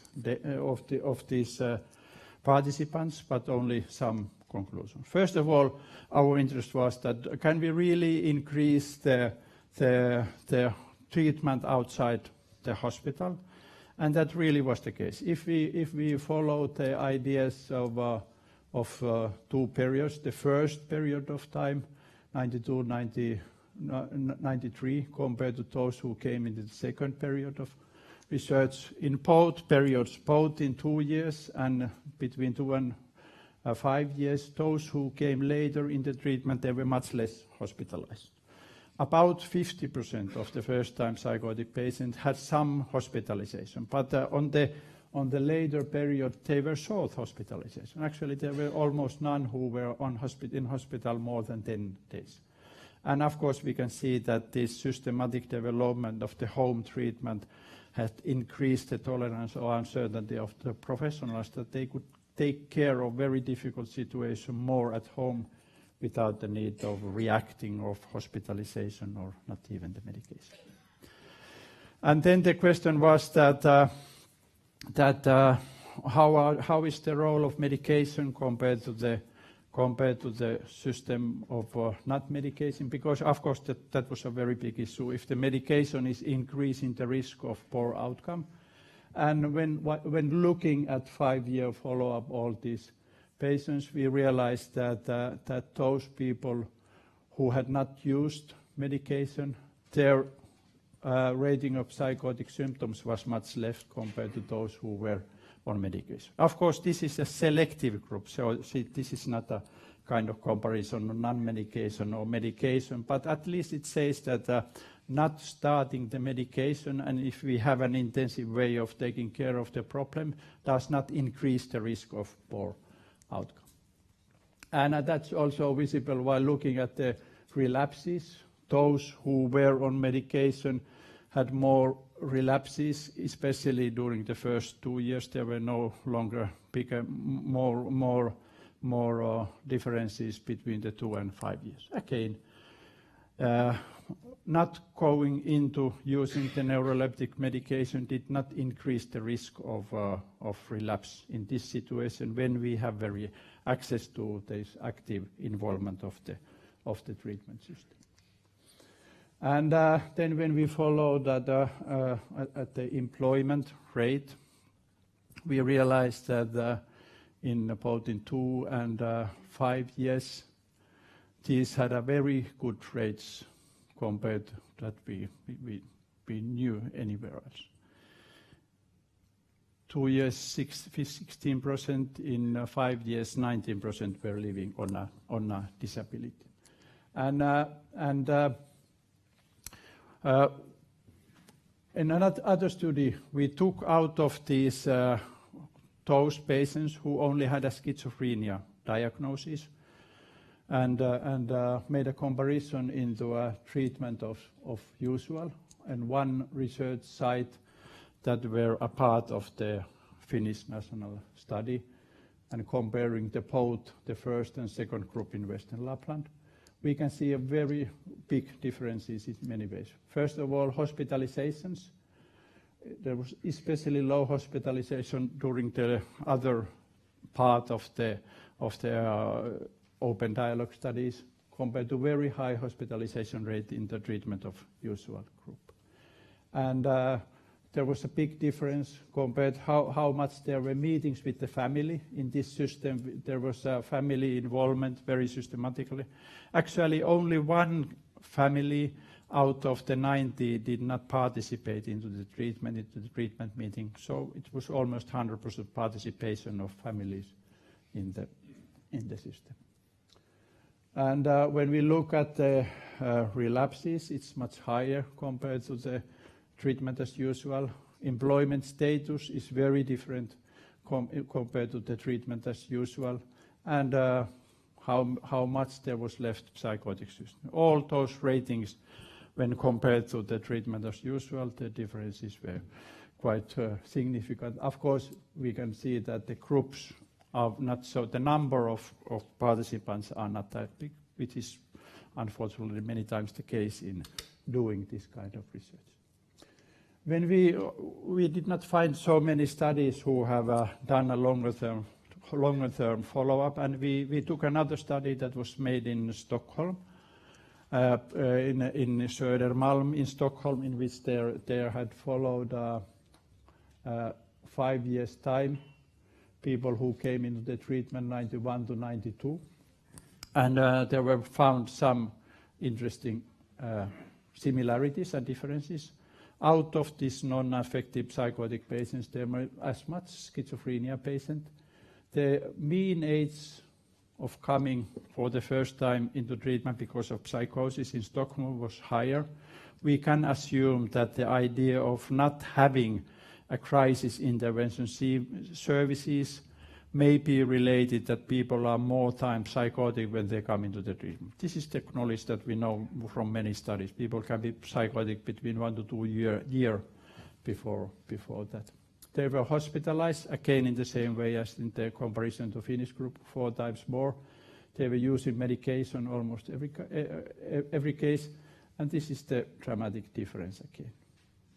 In many studies, first-time psychotic patients are living on a disability allowance, as it was in Stockholm, 62% compared to 19% in the open dialogue studies. We really have been criticized of these results. One of the criticisms was shown in the first presentation by these Friis and others who made a very, let's say, non-scientific criticism about the research. Partly of that, and of course our own interest, we repeated with a replica of the same research to see if this is the case also 10 years after. And 10 years after 2003 and 2005, we took a new cohort, and what we found was very, I will not go into details. You can take a look at this report in the paper if you want, but only some general conclusions about this idea. First of all, we realized that the outcomes were about the same. 84% had returned to full employment. But there were also very interesting differences. And first of all, we realized that the mean age of those who came into the treatment was much younger. They were about 20 years of age. And it may be related with the fact that the duration of untreated period of time had declined to 3 weeks. It was in the middle of 90s, 3.5 months, when this open dialogue kind of idea has been in function a bit more than 5 years' time. But now when we came 15 years after, it really had declined. So that it's a very good sign for systematic community care planning. If you have systematic access to acute coming into the care by acute teams and psychosis team, it seems that both the population learns to make contact earlier, so that people are no longer psychotic so long time, but perhaps also the professionals learn to make contact if they meet with a client who really need for help. And as a part of that very, very surprising phenomenon that we realized was that there were no longer, not at all, as much schizophrenia patients. When in the middle of 18, the incidence of schizophrenia was 33 new schizophrenia patients per 100,000 inhabitants. So 2003, 2005, it was 2, or a bit more than 2. So it really had declined into 1/10 as it used to be. And it's a very, very dramatic conclusion and different.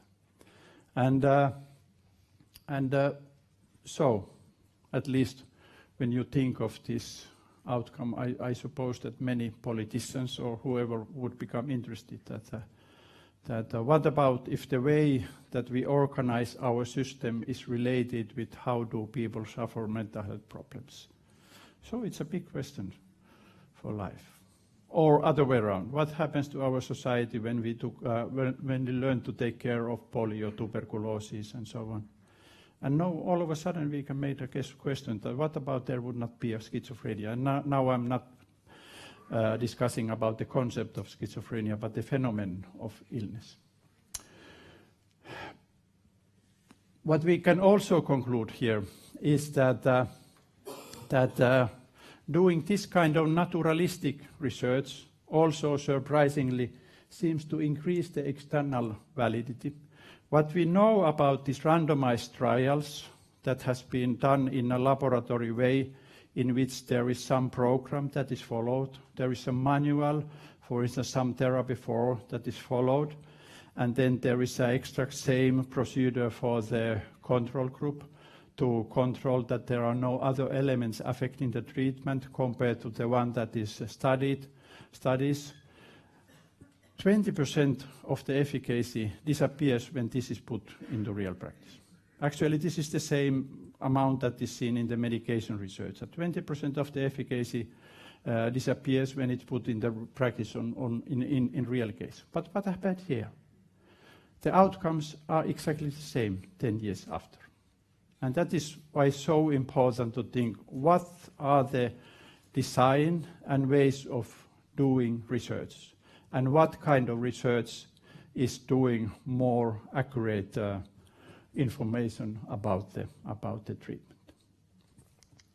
And very last slide, conclusions about it. First of all, for me it's very important to speak about this, that open dialogue is really developing an intertwined process with research.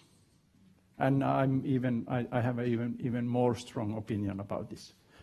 I think that we cannot develop new practices if we do not do research about it. And many of my good friends and colleagues in family therapy, in whether they do not think about at all research being that important that it is. Then the other point is that to do research in a naturalistic way in which we come with the research in the real practice and follow what happens there. And of course, we learn to take care of the problems that is caused by our own problems, because now we have own information about the situation, how it is. And in doing this way, the external validity of the research can be higher compared to empiristic clinical trials. And we can do, for instance, this research in a way that Bob was referring, that we can follow the non-medication group from the very beginning without an idea that we first have to medicate all and then withdraw, with this very, very unfair comparison of the medication on the whole. We do not need to define that the people are either medicated or non-medicated, but we really can follow the practice in which we select out of the clients who are in the medication or not. And then we can follow the same kind of idea if the practice is same a bit after. Of course, this is very important to realize that this is not research explaining that the outcomes come out, for instance, exactly the dialogical practice that happens here. That is not the idea here, but this is a description. We have an idea of the treatment, and then we can follow what happens there. This research is going on. Now we have actually this week submitted a paper in which we have first information of 20 years outcome of this first episode psychotic patient. It's very interesting. And our main interest is to learn more that what is the idea of psychotic experience in life. Of course, later on we will also have exact information of the outcomes, and if they have stayed the same. We already know now that they are about the same, but we have not reached all the clients. But the main interest is really to look what is this psychotic experience meaning in a very long term in human life. But, well, that was what I thought to share with you tonight. So, thank you.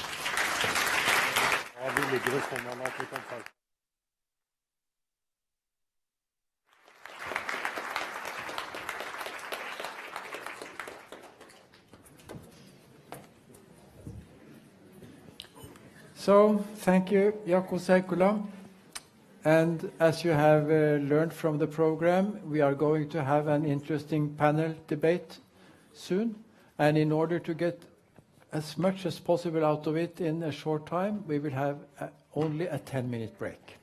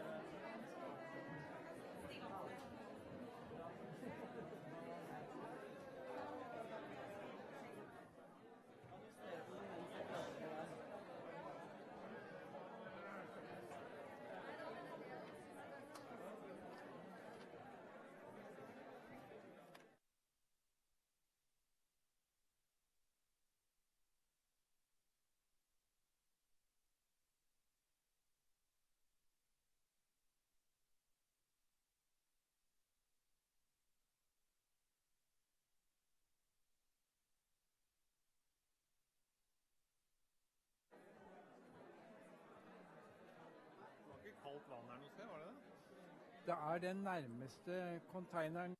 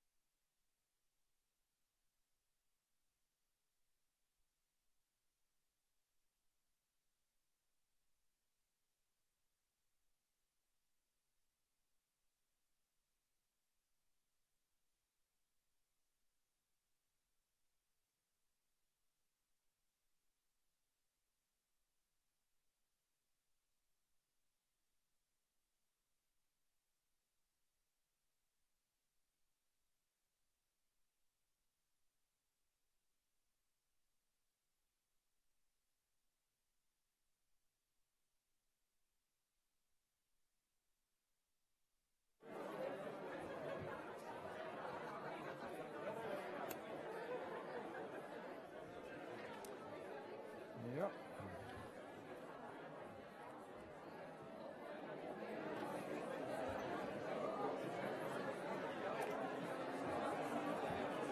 As you can see, the people in the panel have already found their places. So if the rest of you will find your places, we can proceed.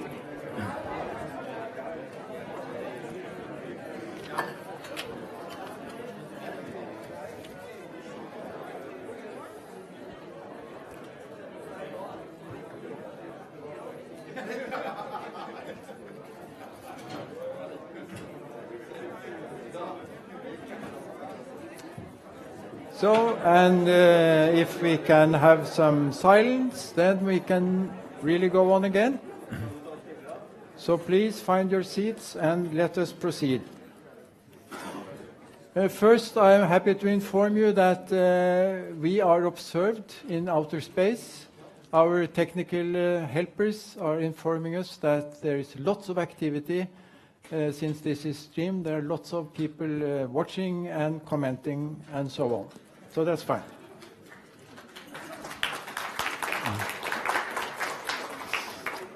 So, and as we are about to start the panel debate, I would like to introduce Magnus Hald, who is a newcomer on the scene here. Magnus Hald is a psychiatrist. He is in charge of a clinic in northern Norway. And we have learned, Magnus Hald, that you have already established a medicine-free treatment alternative at your clinic. So first I will give the words to you to say a few things. Thank you. Is this working? Yes. Yes. As you said, I'm responsible for a psychiatric facility in northern Norway as the director of psychiatry or mental health and drug abuse at the University Hospital of Northern Norway.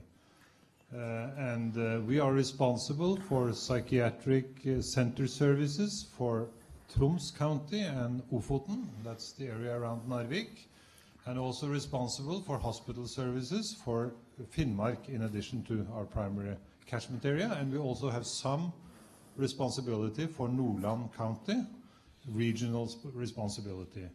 And within this region we have between 200 and 300 psychiatric beds for adults. And now we're developing 6 so-called drug-free beds. It seems that this is something that some people think is very dangerous and very challenging. I think it is in very many ways. But I'm not sure if this really poses a danger to psychiatry, which I would really have hoped that it could.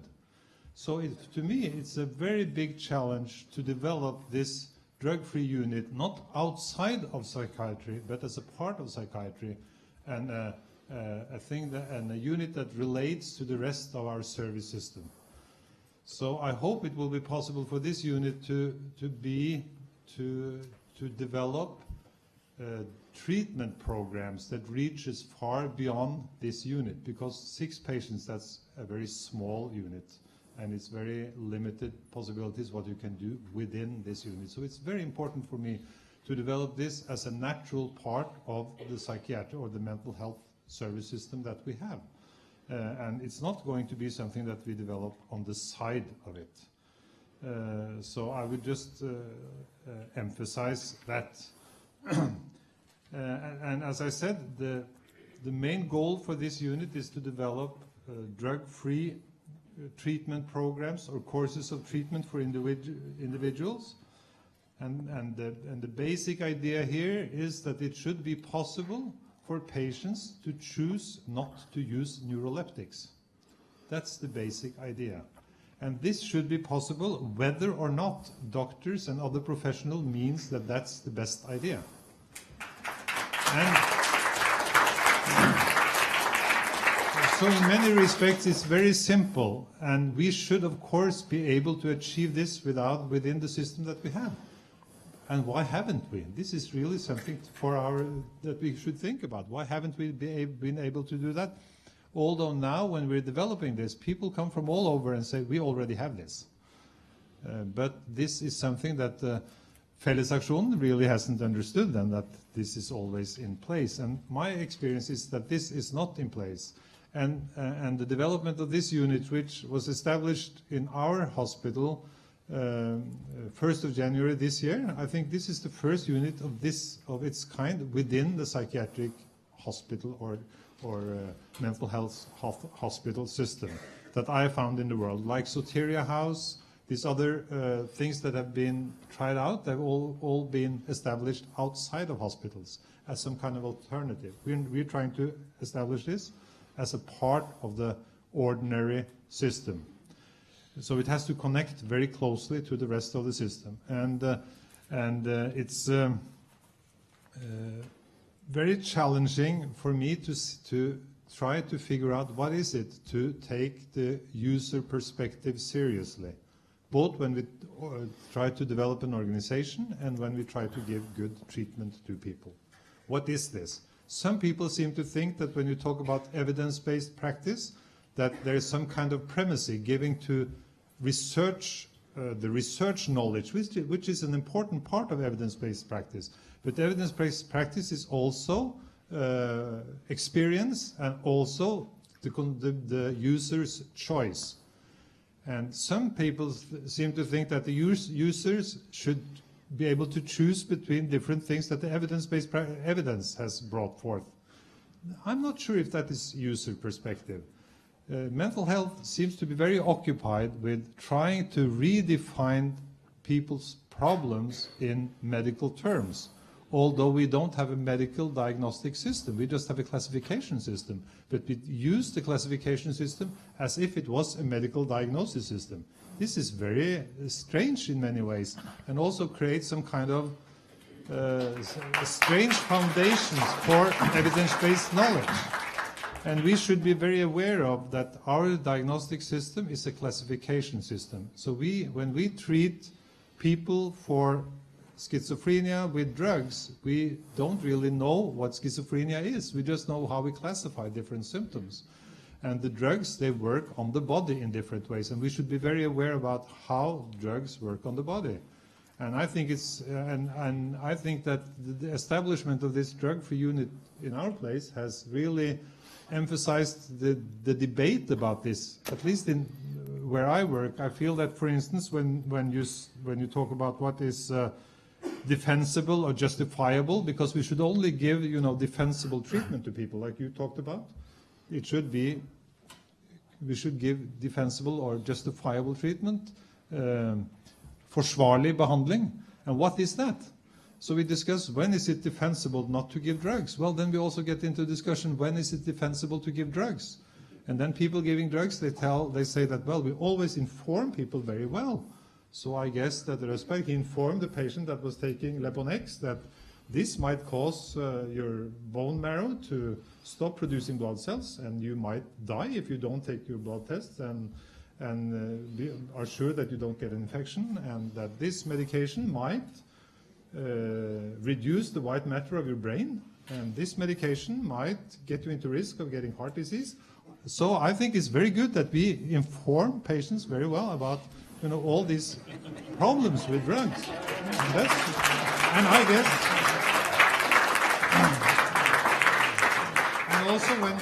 and also since I'm the leader of this hospital, I can see how drugs are being used, and I see that, for instance, we have much of what's called evidence for drug use is evidence for using a single drug in a rather low dose. But I see very many patients get several drugs in higher doses, and I haven't seen the very good evidence for that, not even within the framework that kind of recognizes a kind of evidence. So I think but these are debates and discussions that are really being enlightened by the development of a drug-free unit. But still, we're very much at the starting point of making this unit, and we really don't know what it will be like. And we will try to there's a person that will try to do some research about what we're doing, but it's very difficult because we really don't know. Like you said, we really don't know which patients will be there, because we don't know who will apply to be there, and we don't know who it will be possible to accept, and we don't know who it will be possible to make a good cooperation around for being there. And we really don't know who will be there, and as you also said, we don't really know what is the intervention, because there will be different interventions. Most people think it's very important to have specific interventions. I'm not quite sure, but we're working on that, and we're trying to find out what will be good interventions for these people. And that also emphasizes the question about what kind of interventions can be justifiable within a specialized healthcare system. Can we do like anything? Acupuncture, you mentioned. Is that a good idea, or is it not a good idea? And when is it a good idea? And for what is it a good idea? Some people think it's a good idea that it's more easy that you can use it to help people sleep. Well, then you might use it in a place like this if it can help people sleep, because sleeping is a good idea. But I don't know. Is it justifiable or is it not? Thank you.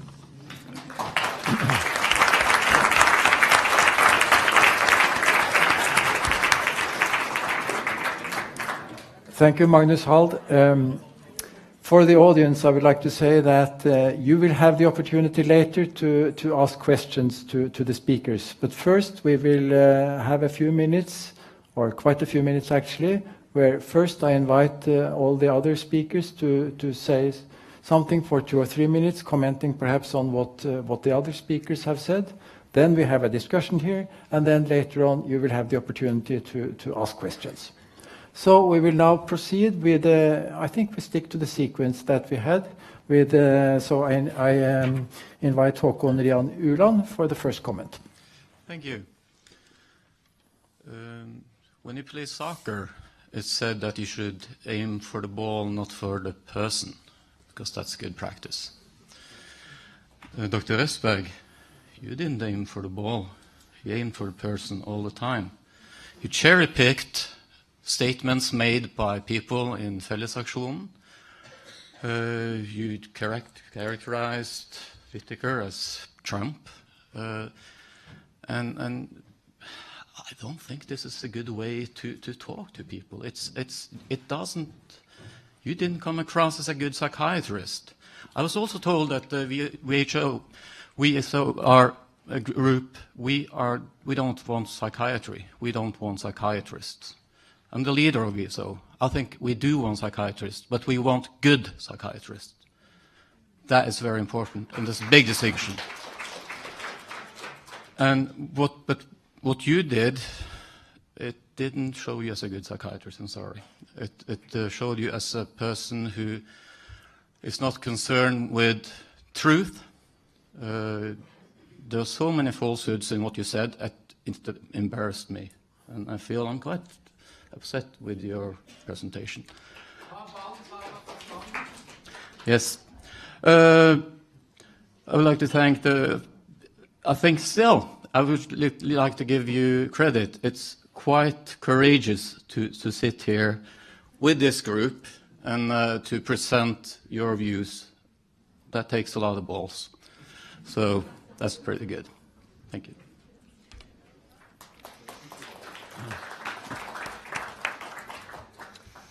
So, you're next. Thank you. I think I should have more time. No, we are turning down my microphone. I think I should have more time than the others. Therefore, against one here. So, but I had many comments to the previous lectures. But I think I start by commenting the last one. It was not me who characterized him as Donald Trump. It was James Coyne, a psychologist. So just that's said. But do you say that the 𝗙𝗵𝗊𝗶𝗴𝗃 needs psychiatrists? And Magnus Wall, I think, said they need psychiatrists and psychologists. But if the patients, which we don't know who is, shall receive every treatment they want, as I heard Magnus Hall now, and what's the main aim of the Felix-action? Why do we need psychiatrists then? Why do we need research? Why do we need psychologists? If they are going to just say, I want that. We have several similar problems in the somatic. I don't know if you remember 𝗊𝗏𝗏𝗃, mistletoe. That was a big problem at the 70s and start of 80s. The patients wanted it. Should we treat cancer patients with mistletoe? I don't think so. But the patients wanted it. I think Radiumhospitalet should buy the mistletoe to the patient. I think we agree that there are no quite good evidence for treatment, psychiatric wards without medications. I haven't seen any in this lecture. And what's fascinates me still, and that's the presentation to Robert Whitaker. What does the study says? They said that mostly, I could go deep into each of them. They said that patients with a lot of psychiatric symptoms receives medications. Yes, they do. And those who don't need them doesn't get them. That's mainly what he is saying. I wonder if Whitaker has received any critics or something at the WHO study, I don't remember the other study.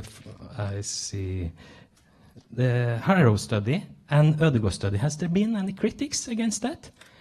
I still wondering also about the Soteria project. I met Lauren Mosher in Stavanger in 2000, and I cooperated with him in my PhD. He was a nice person. And is there something you don't mention when you are citing the Soteria project? I remember we were presenting at the same workshop, and he get his paper in schizophrenia bulletin, which you showed. You showed that. But what you didn't show was the editorial from Will Carpenter, who said, if you are going to publish that paper, I am going to write an editorial who analyzed this study in quite another way. Go home and read that. That's quite different from what Whitaker said. He mentioned a Cochrane review from 2011. That was from 𝗀𝗺𝗵𝗂𝗧. He was a student with Lauren Mosher. And Lauren Mosher was at Kingsley Hall at Laying's clinic, where he get his antipsychiatric teaching. So I could tell you about these studies. I can go in detail, but I also wonder, how does these studies fit in with the studies I mentioned, that people who use antipsychotics has less mortality? If you start early with treatment, they get less symptoms over the years. This is still questions. Okay, thank you.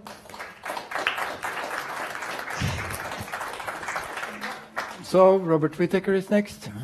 Okay, I need an hour. No.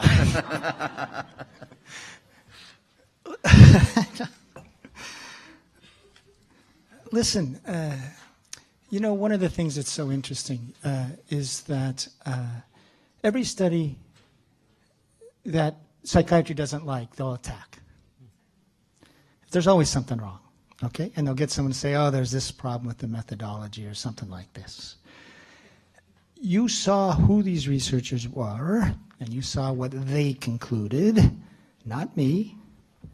These were top researchers. And so if you have some people then are picking at me or picking at the researchers, you have to read psychiatry is a guild that protects its interests. And what's its product? What became the product increasingly of psychiatry? It was prescribing drugs.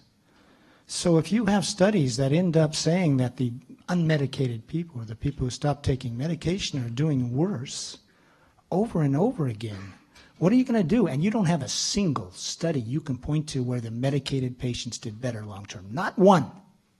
Doesn't exist. So what are you going to do? You're going to kill the messenger. You're going to attack the people doing the research, that sort of thing. That becomes revealing on its own. I'll tell you one quick story, and then I'm going to go to his point about the studies he was mentioning.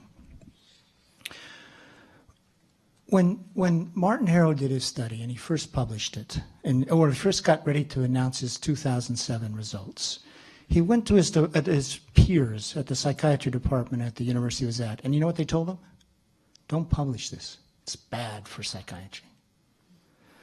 And he had a trouble getting it published where there was peer review by other psychiatrists. And one of the things that you see in his initial publication, he says this, and this was reported in Anatomy of an Epidemic. He says, it's not that the drugs made things worse. It's just a matter of that people with good prognosis were the ones who got off. And all we really found, therefore, was that there's a select group of people who can do okay without the medications. So I interviewed him about that. And you'll see in the book that's reported. And I said, but wait a minute. That's not what your data shows. I said, listen, you have the good prognosis patients who got off did better than the good prognosis patients who stayed on. The bad prognosis patients who got off did better than the bad prognosis who stayed on. And then I said, how about your data when we look at the milder disorders milder disorders on did worse than schizophrenia off? And you know what Martin Harrow said? A light bulb went off, and he went back to his data, and he said, oh my God, there's a problem here. And now he even cites me as saying that he sees his data in a new light, and now he's questioning whether antipsychotics in fact make things worse. Okay, so my point is, why is it that every time there's a study that goes against psychiatry's interests, they just try to kill it? Rather than be open-minded and learn from it and try to get better care. Isn't that the goal? Now, in terms of the Tilhonen study about mortality that he refers to, that supposedly these drugs that cause diabetes and heart conditions and all lengthen lives. Believe it or not, I don't know if I'm supposed to say this, I was asked to be a reviewer of that study by Lancet. It's an 11-year outcome study. Initially, they had it in a way that if someone had been on medications for 20 years and was dying from, say, heart problems or obesity, and then got off 2 weeks before they died, that was attributed to being off medication. That's how they were grouping the deaths. So I said, Lancet, you got to reject this, because the question is about, how about length of use and mortality rates for length of use? So go look at the study. Now, there is a group that supposedly never used drugs during 11 years, quite a number of patient years. It's from a Finnish registry, if we're talking about the same study. And that group that supposedly never used drugs, which is an older group, by the way, from the get-go, that becomes your baseline for saying, okay, here's the mortality rate over 11-year period for all patients, okay? And they say, look at the people on drugs, who basically are younger, by the way, had a lower mortality rate than that baseline. But you know, go look at that study. You know who had the lowest rate over the 11 years? The group that used drugs 6 months or less. But they didn't point that out. So in fact, what you see, if you look at the drugs with increasing use, you see increasing mortality rates. So the group in that had the lowest mortality rate over 11 years was the group that was on for 6 months or less. And Finnish people said, as far as people not taking drugs, there's all sorts of problems with that registry, et cetera, et cetera. They did it. But that study doesn't even show what it's said to show. How about the increased risk of suicide? We saw something about if you're off meds, it's 10 times the risk. Did you hear that today? It's often cited. You know where that study comes from? It comes from people released from a hospital who stopped taking the drugs for the first month. And you know, you're right. You come out of a hospital, you've been on meds, and you stop taking those drugs, you're at really high risk of suicide. That's true. But that's not a no-med state. That's people who've been hospitalized and put into despair, and often they don't like the drugs. And in fact, if you've been on the drugs and come off abruptly, you're in trouble. And a Danish study found that your risk of suicide after leaving a hospital is 44 times higher than it would be otherwise. That's not a fair comparison. My point is, so much of what we hear that derives societal care is this sort of data organized to support a practice that benefits the guild. And one of the things that you're doing here tonight, okay? Oh, and by the way, the TIP study, I think you're talking about the TIP study, which is the early duration study. It's not a study that compares no medication to medication. What the study does is it looks at people who got into care really early, I think it's like after 5 weeks, got medicated, and then we follow those people. And then the other group got into care like after 16 weeks of untreated psychosis, and they get medicated at 16 weeks too.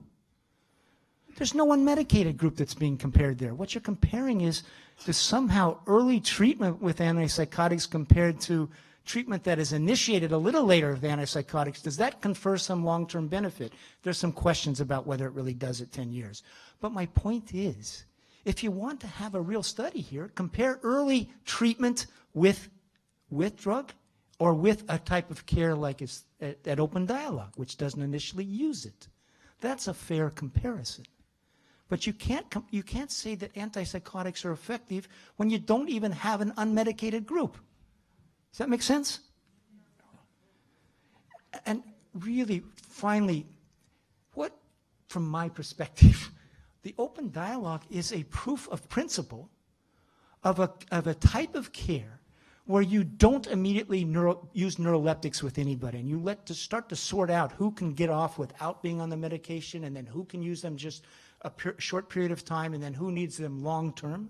A selective use model that begins without initial use, but a lot of care.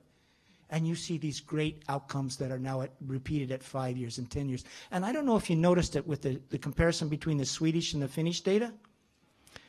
I forget exactly, but I think it was like 17% were regularly maintained on drugs with the Open Dialogue.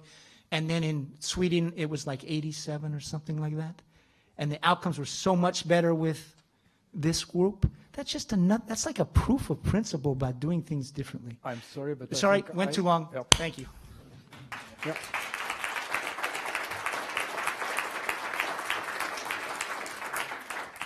So, Saikula, please.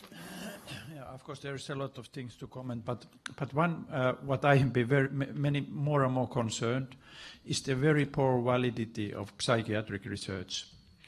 And I first became known when we at the 90s we were in this research, and that was a period of time in which it was said that every psychotic patient should be medicated, because it's a psychosis in a neurotoxic process that you have to stop it, and it increases relapses if you do not medicate. And we started very early for get very other type of outcomes, and then I became interested that what is the background, what is the evidence for this treatment, and then I started to look at the research, and I was very surprised because I really didn't find any research about it. And then I realized that how these medication trials are done in psychiatry, they are done in a way that, as Bob said, that first everyone is on medication and then it's stopped. And then you follow 6 to 8 weeks about the decline of symptoms. And if there is a difference in the group means in advantage for those who have used medication, you made a conclusion that the medication is needed to prevent the psychosis. And this is very non-valid research. It tells nothing about the long-term outcome of the medication, and there are some studies showing that the difference that is between the groups in 6 to 8 weeks is no longer there when you follow the groups in 1 year, but in 1 year it really could be the difference. But all the treatment of excellence guidelines for schizophrenia, for instance in Finland, they refer tens and hundreds of this kind of studies with group comparison. And the second point, what is group comparison? You may have a kind of group comparison difference statistically, even if 70% of the population is under the same variation. So that those people who are having the drugs and those people who are not having the drugs, 70% of those could be on the same variation, and only 30% could be outside of the variation. And you make the conclusion for use of medication based on this 30% variation that may be after 6 or 8 weeks better compared to those who did not use of the medication. It's very, well, this is very shortly said, but the main idea of these randomized studies, empiristic studies, are based on this kind of evidence. And then we come into the catastrophe that has happened nowadays, that when you follow, you isolate the phenomenon, and then all of a sudden you exclude all the other information, and now you are, as happened in the studies of Andreasen group, to realize that it is the medication that start to make change in the brain function and in the brain tissue. And it's very much background is that the validity of this research that is behind the recommendations in psychiatry is very poor. And it's a very frightening thing, because it's more or less use of power based on this kind of conclusions that are made based on a poor validity that are repeated and then put into practice. And that really worries me, and that's why I also have started lately to speak more and more that the research mainly should be done in the real practice, because in the real practice you also have information about the complexity of the phenomenon and of the ideas of treatment. That's my comments. Thank you.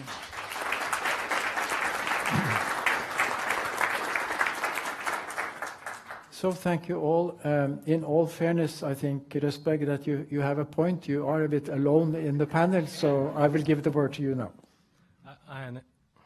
This is not working all the time, so I hope that you can hear me. I have actually a lot to say. I don't know where to start, but you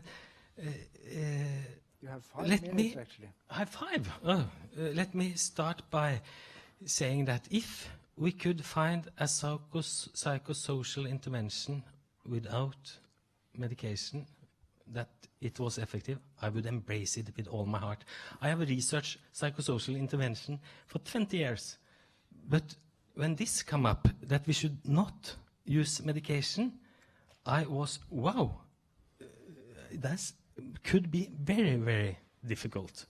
To have psychotherapy with patients with 3 voices in their head, lots of negative symptoms, it's very difficult to get an alliance, a relationship, to work with the problems, etc., etc. It's very difficult. Ask Toni Morrison. He is the only one who has done a study about that. I have to state once more, we don't know anything about drug-free wards. We don't even know about side effects. You said that we should say something about Leponex and clozapine and the side effects of that. Of course, they are terrible. But what are the side effects of drug-free wards? Can somebody say something about that? We know that there are pretty much more side effects in psychotherapy that we used to believe, but we never measure it. That's a big draw. As I said in the lecture, it would be much more and a higher correlation if we took the number of psychotherapy sessions instead of medication and compared that with disability pension. So that's another option. But I have to admit, I think both the Morrison study is very interesting and the Wondering study is quite interesting, but we have to be critical about it. You have to analyze everything. We do that every day at the university. We look at the data once more. We don't say, oh, no, we don't trust this because it got the other way around. In fact, I think all my colleagues, if they have found something very interesting, they will follow it for everything it was worth and work day and night. So that's okay to the open dialogue and need adapted treatment. It started in 1960 and still there are no good studies. I sat and looked at the comparison between Stockholm and Norway Lapland. What was the difference? What was the similarities? How did you diagnose them? That's questions which are very interesting. I hope you believe in diagnosis at least. They have many faults, I know that, but that's for sure. But Wondering study, I think, also is fascinating. They show that by reducing and low doses up to 7 years, they get better functional outcome. And that's quite interesting. Maybe you have used too much antipsychotic in the follow-up. But one interesting finding is also there. 80% of those who should discontinue or stop, in that group, 80% used medication. That's much more in the TIPS project, where 65% at 10 years used medication. And that's quite interesting. They used actually more of the patient used medication than in the TIPS study. So it's not like that everyone should have medication. And we have known since 𝗀𝗺𝗺𝗃 that some of the patients could do fine without medication. That we know. But since we don't know who they are yet, we have to say advice to take for all of them. We don't know who will have an effect of it. And it's another thing, I think, I think I can come back. Okay. Okay, so a few more comments from the panel before we open to the audience. Who wants to go first? You're quite concerned with studies and solid evidence. Could you tell me where in the brain does the psychosis sit? Where is schizophrenia? And what are the exact mechanisms of antipsychotics that treat this thing somewhere? And how do you, what objective test can you use? What blood work can you set up? What CAT scan, MRIs can you use to see, oh, there's schizophrenia or psychosis?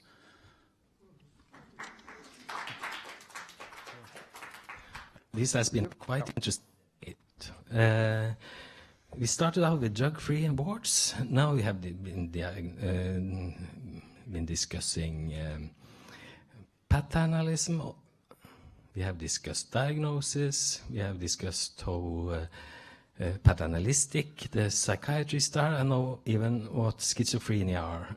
I think we have as I said in my lecture, we have 123,000 studies of schizophrenia. But will you comment on this question? Yes, I'm going to do that. Okay.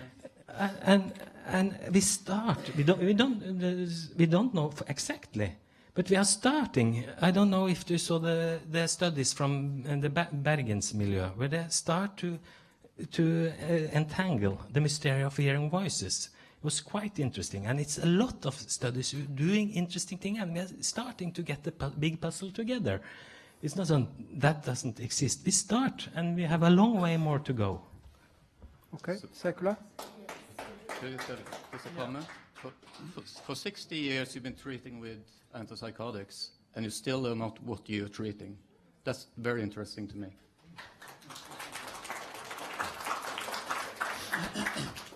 This is, I didn't quite follow when you said that, are there used diagnoses in the open dialogue studies? Of course there are used diagnoses. What's the reliability on that? It's tested and it's reported in the papers if you read it. Yeah, yeah. Yeah. Good? Yeah.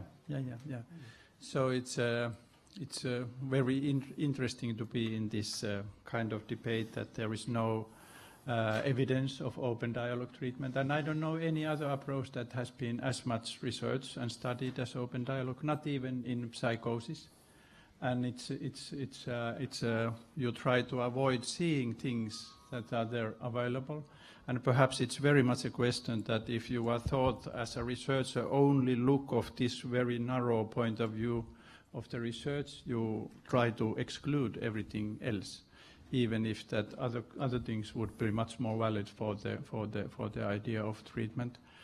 Science journals did not have any difficulties of referring to open dialogue studies, but it seems that some professors in Oslo do not acknowledge that. So that is,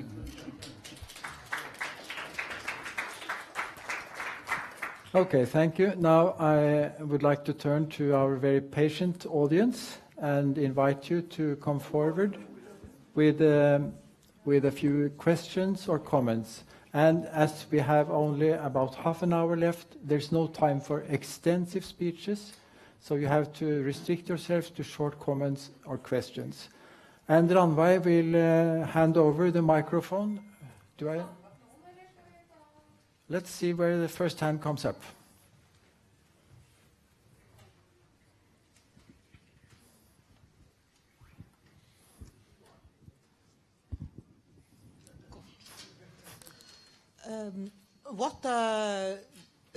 As you said, Røssberg, you claim there is no evidence for medication-free wards. But now, when a place in Tromsø is open, in Sita at the 𝗀𝗵𝗶𝗀𝗵𝗃 Recovery Center tries that, several other places are open in the official register. There you can get an excellent basis of research when the wards are going on. There you get your research material, and then you can compare with ordinary units. Thank you. Yeah.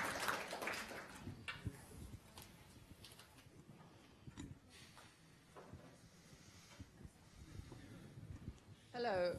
I started my practice in working in the psychiatry at 𝗀𝗵𝗵𝗀𝗃𝗃𝗃𝗃𝗃𝗃𝗃𝗃, and I'm very sad that the 𝗀𝗃𝗃𝗃𝗃 now has left. Oh, this way. Because I don't think the result from 𝗀𝗃𝗃𝗃𝗃𝗃, where they could do whatever they like. I was in when we had meetings there, we had to face the door because it was dangerous to turn back to the door because the patient with or without the clothes were coming running in and out. And I think what they found out from 𝗀𝗃𝗃𝗃𝗃𝗃 was that it was no use continuing that line. And I ended being in the TIPS project and saw what we did there, especially with the family therapy who was psychoeducative and how happy the parents were and how happy everybody was. And when I think back, when we had Haley, you probably have heard of Haley, who said he cured people from psychosis with his way of therapy. Of course, we weren't Haley, but we tried it, and I can stay awake all night thinking of what we made those people suffer, whatever I should say. So I'm so for Røssberg, and I think it's so brave of you to be here and say what you say. And of course, Whitaker has some fantastic results from all his studies, but he didn't say anything much about what these studies really were. It was just a lot of numbers. Sorry. Do you have a question? No, not really. That was a great comment. So you're not alone. Anyone else?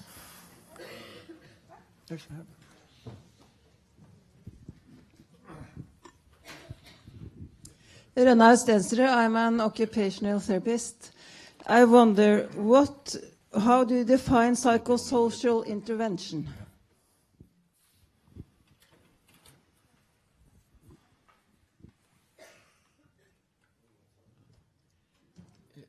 Comment on that? Should I answer? Both of you can. Yeah. Well, for me, I don't have any other definition only by referring both words, psycho and social. So it's a kind of intervention for help of our client that is based on psychological meetings and, of course, focusing on the social elements of the lives. That's what I really think that open dialogue you could call, for instance, as a kind of psychosocial intervention in that respect. Røssberg, you want to make a Yeah, comment? I agree. There's psychosocial interventions without medication who try to help the patients with the difficult thoughts, feelings, functioning, not at least. And that's what? Milieu therapy, early intervention, some sort of things.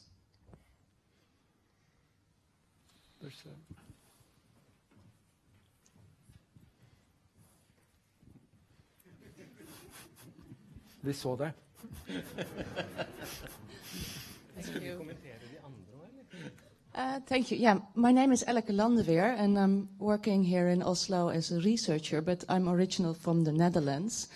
And in the Netherlands, we have a slightly different history. That involuntary medication is by history thought of as more severe than seclusion. So we had a lot of debate on how to deal with aggression in mental hospitals. But I understand now that here in Norway it is slightly different, and I get the impression that almost all patients who are admitted in the hospital with severe mental illness are getting medication.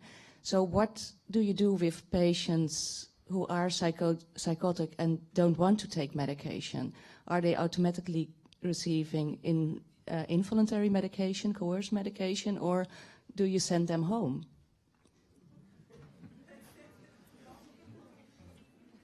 Okay. Great question from the Netherlands. Yep. How to answer that? If I understood it right, you said, how do we treat patients with psychotic symptoms who don't want medication? We try the very best we can with the best of therapy, include the family, good milieu therapy, occupational functioning, etc., etc., etc. But what was that to laugh about? Of course we do. And I can just refer to the TIPS project. At start, over 80% took medication with no out of free will. And what was interesting, if you looked at the data, those who were on different laws, admitted unfrivillig, 𝗀𝗵𝗶𝗱, they were worse when they were admitted than those who were not. But at 2 years, there were no difference. They had the same quality of life, they had the same symptoms, etc., etc. Magnus Hall, yes? I would say that most of the patients that are coerced when they go into psychiatry, they will be treated with coercion if they don't take the medication voluntarily. But those that are voluntarily in the hospital, they will be they will be sent home unless they behave in a way where they thought, where the doctor thinks that they should be coerced. Then they will be coerced and forcibly treated.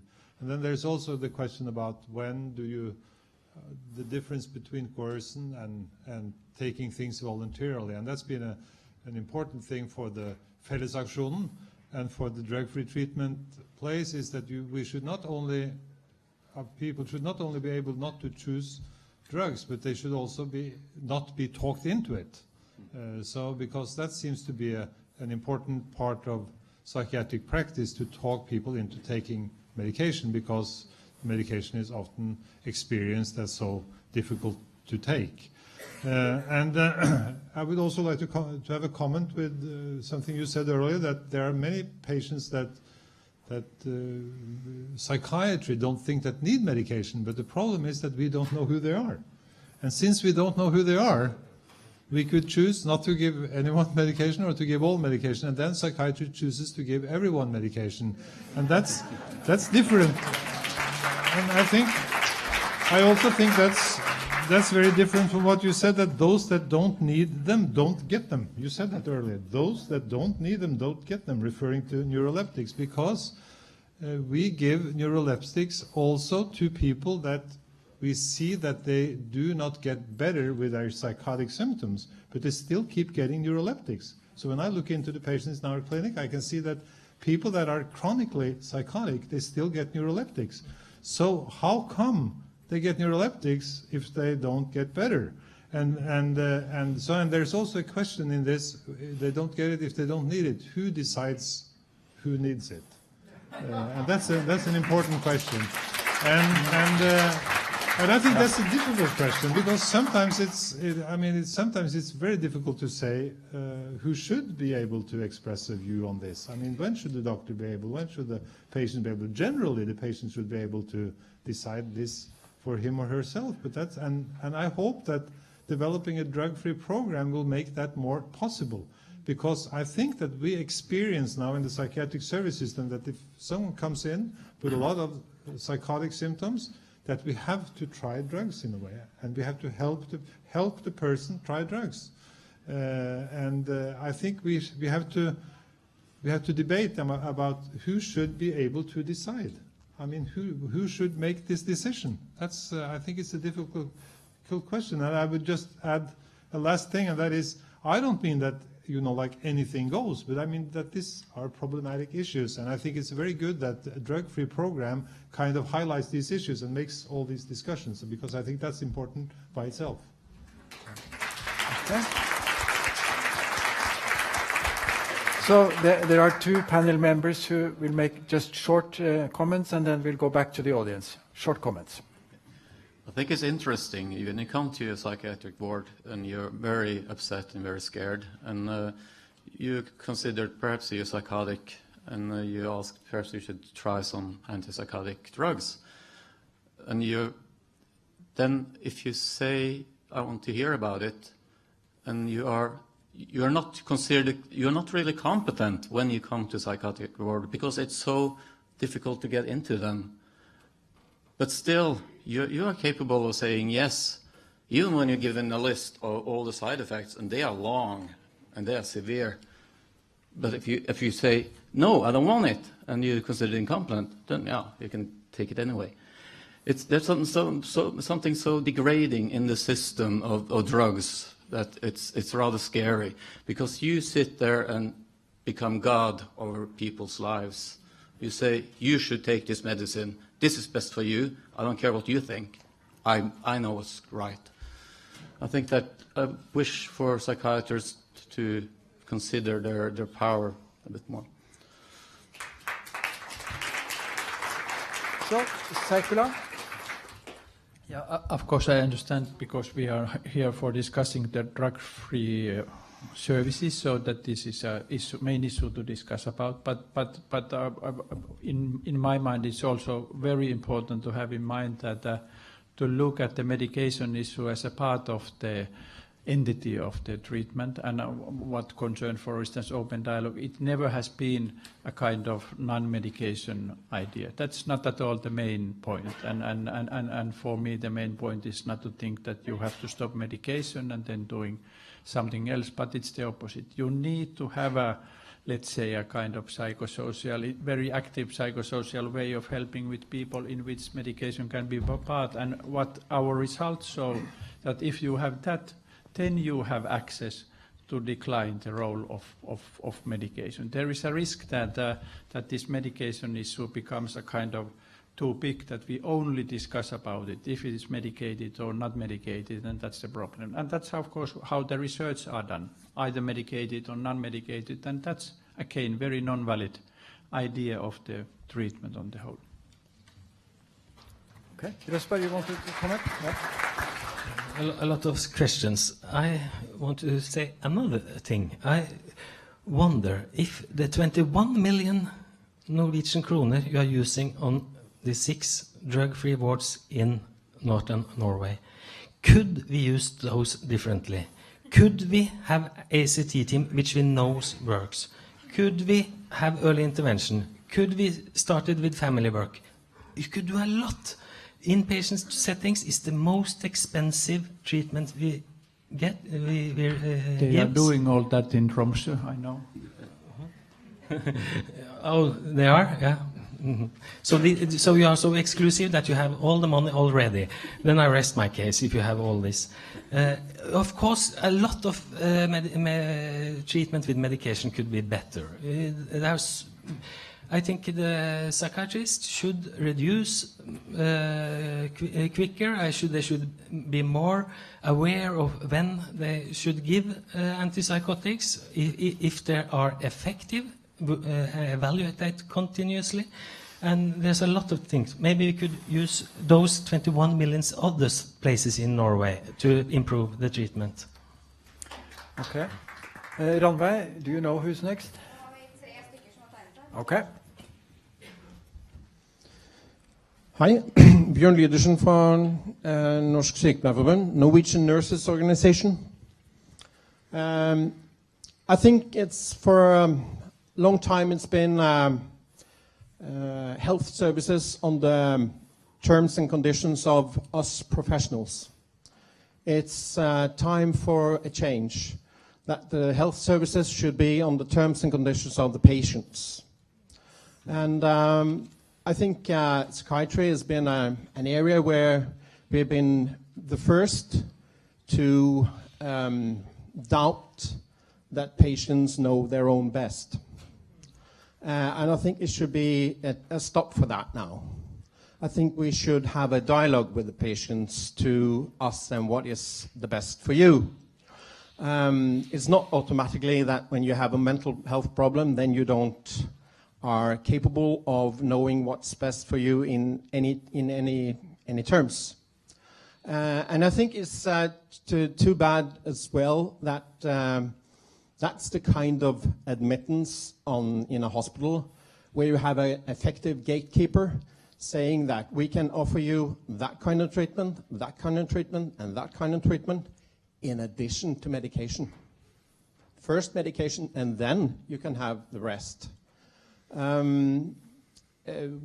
It's right that we don't have very much research on the effect of medication-free units, but we know also that the effect, the quality of the research on the use of medication is very doubtful. The same medication would probably not be accepted as for use if the efficacy was the same on different somatic illnesses. What? When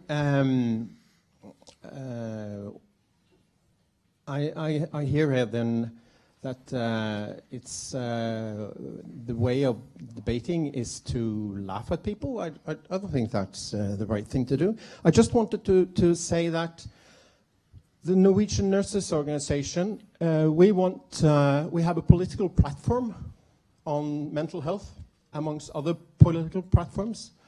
And one of them is, we know that many people say they have good effects of medication, and that's fine, that's very good.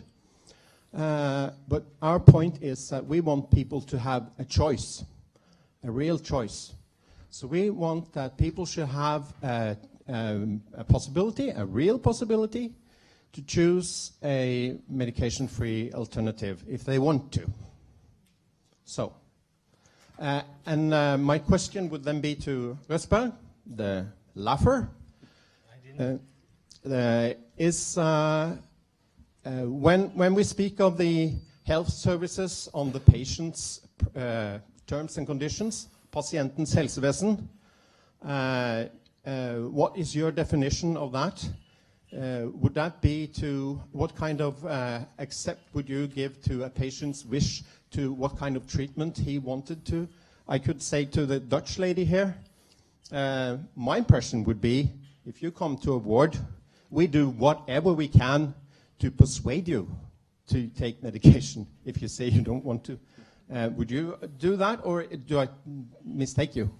Thank you. I need to answer that.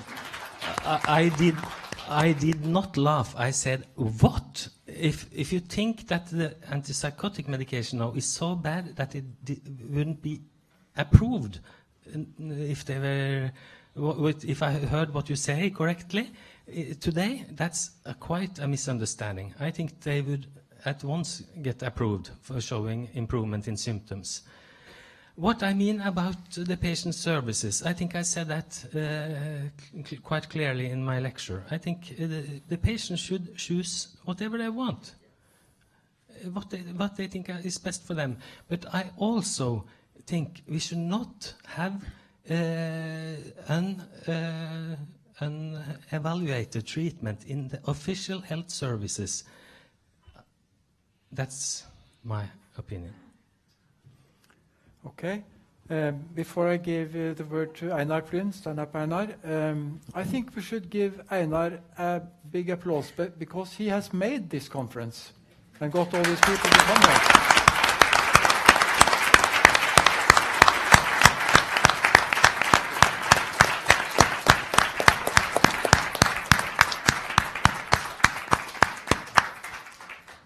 Thank you. There are many more than me that has made this conference possible, but thank you. I have a question for Røssberg. Do you consider your talk here today as evidence-based? And I ask this question because listening to your talk, I got quite confused about what you mean by evidence.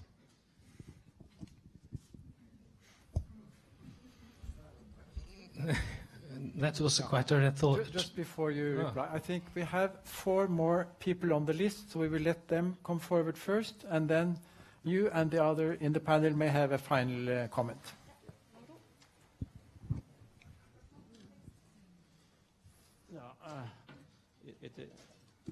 I am Per Oren from Aurora. We want to try to stop the way the psychiatrists make decisions about medicine practice by starting a court trial against the state and look at how the journals of the patients are filled out by the doctors. We think we hear that there are so many lacking things in the journals that our lawyer will try to address this problem. And hopefully if we get enough journals from you, you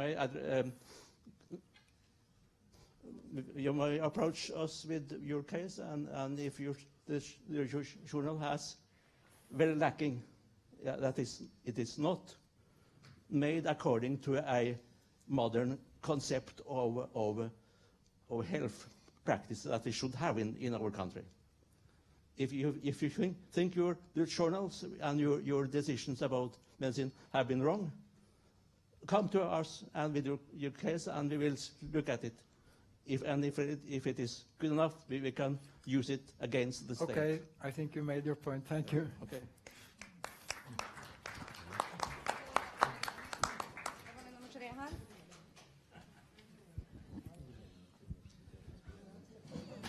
Yes, I will not tell my name because of confidentiality. You are so obsessed with not bringing in the family. I'm the father of a daughter who finished her education, hit the wall.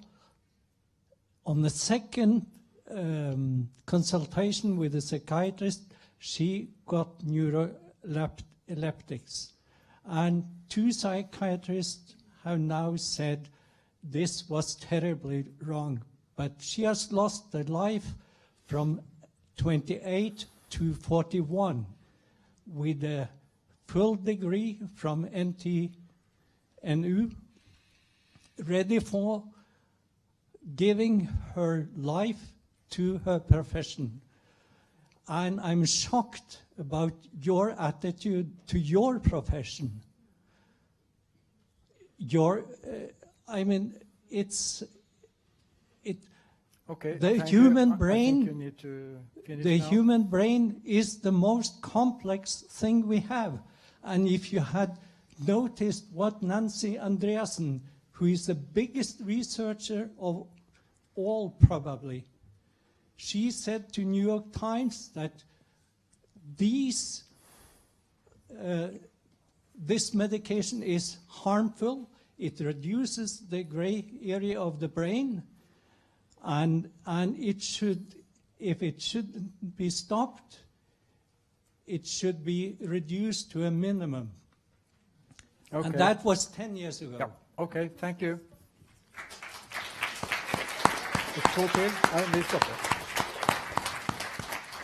So we have 2 more from the audience. We don't have time for more, sorry. Yeah. Okay, thank you. I was reflecting on wishing a little bit curiosity about getting systematic feedback from the patients. I think that there are some trenches here, and I'm a little bit saddened to that polarized debate. So I think that systematically asking the patient, even if they have some persisting psychotic ideas, on how may we help you? Has this treatment been useful? And to make a more coherent evaluation of functional results, and to monitor this more systematically throughout the mental health services. Thank you. So, last comment or question from the audience.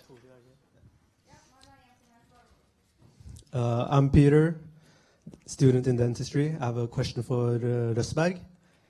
You seem, like Julian said, quite concerned with studies and evidence. Throughout Whitaker's lecture on the basis for antipsychotics for schizophrenia, it's a very lacking scientific evidence. Do you acknowledge that, or do you still deny it? Okay, thank you.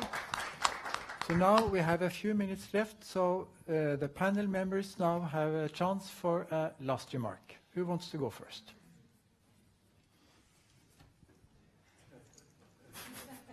Whitaker?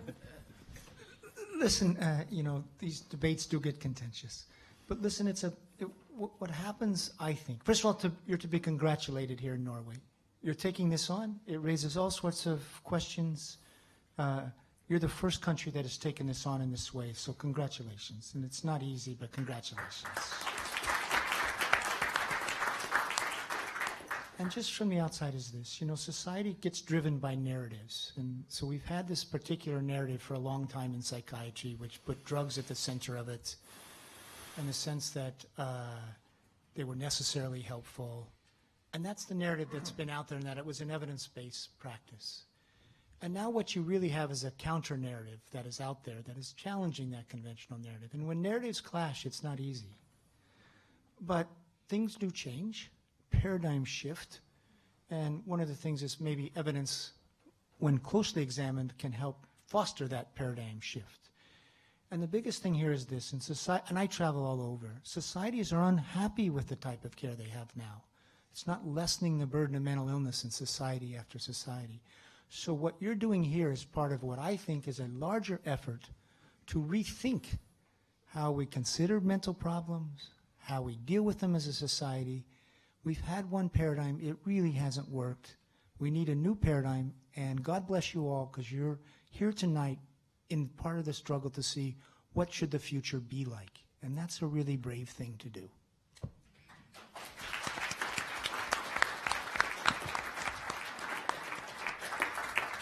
Thank you. Ulan? Yes. 𝗀𝗵𝗿𝗀𝗀𝗵𝗀𝗺𝗃𝗺𝗃𝗺𝗃𝗺𝗃𝗺𝗃𝗺𝗃 there was mentioned. There are 500 people waiting in line to get in there. They can't. I think that's quite a strong point, that there is a need for medication-free alternatives. And if you go to a psychiatric ward and you meet some of the people that sit in a closed ward especially, who sit in a chair, drooling, shaking, you look into their eyes and you see just about nothing. Then you also understand that medication is not the solution, at least not the way that it's used.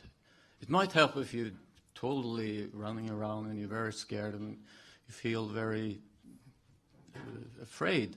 Of course, perhaps you need to cool down, you need to get some sleep.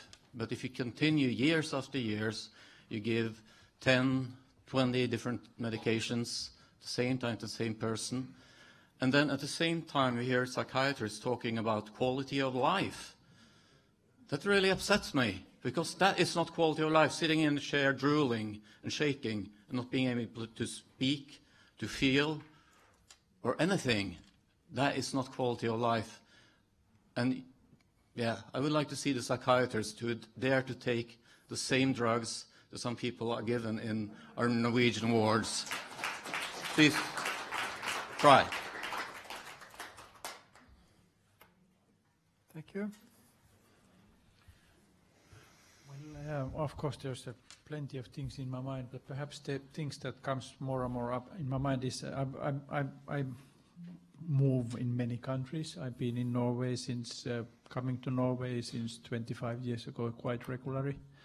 And what really has struck me and impressed me is the strong idea in your society to have. This was perhaps the first country in the world in which I really realized that the voice of the people who have their own lived experience within psychiatry is very strongly present in the society. And I suppose that this is also the background of this new idea of having this drug-free idea, and that's a very impressive. I'm very impressed, and that's why I also like this debate. Of course, I start to think that it's not only a science; it's very much of ethical values of human life that we discuss all the time. So that I'm a part a scientist, but I'm part very moved of this discussion.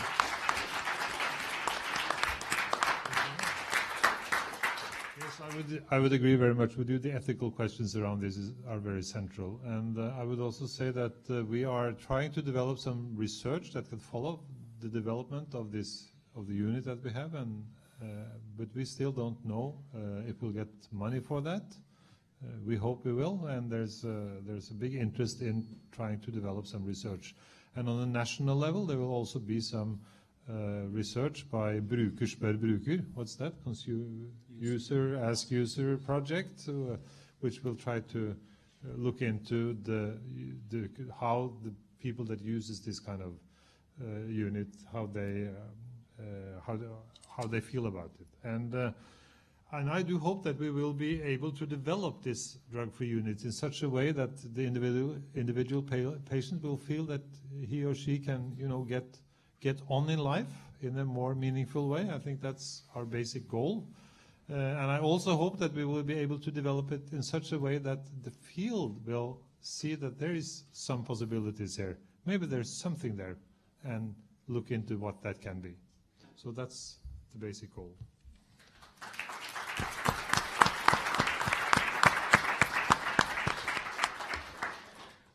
I think we all have the same goal to make the best treatment for patients with psychosis. I doubt that, but we disagree on how to do it, I think.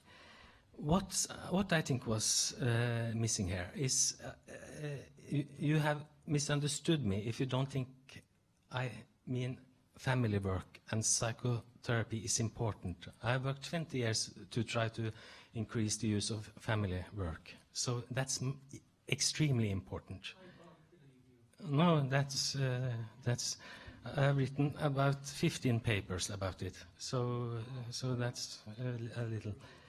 No, and I think the systematic feedback is very important. We have to be much better to, does this treatment work? Or if it doesn't, we have to change. We have to do something else. That's very important, and I think that's one of the biggest issues we have to be better at.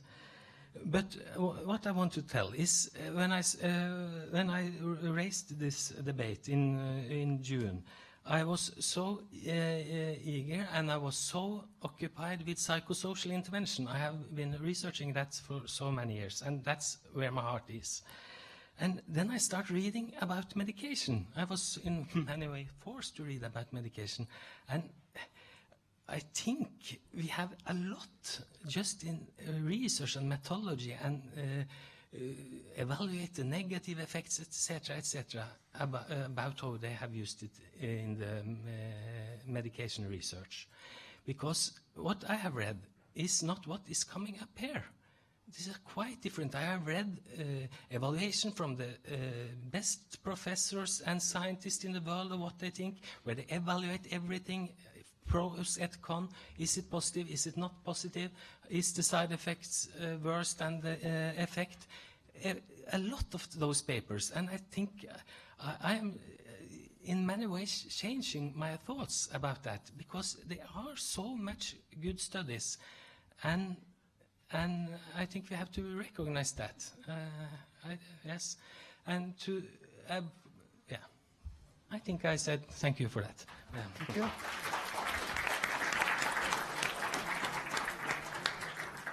So a great thank you to our speakers and for the panel discussion, and thank you to the audience. Good night.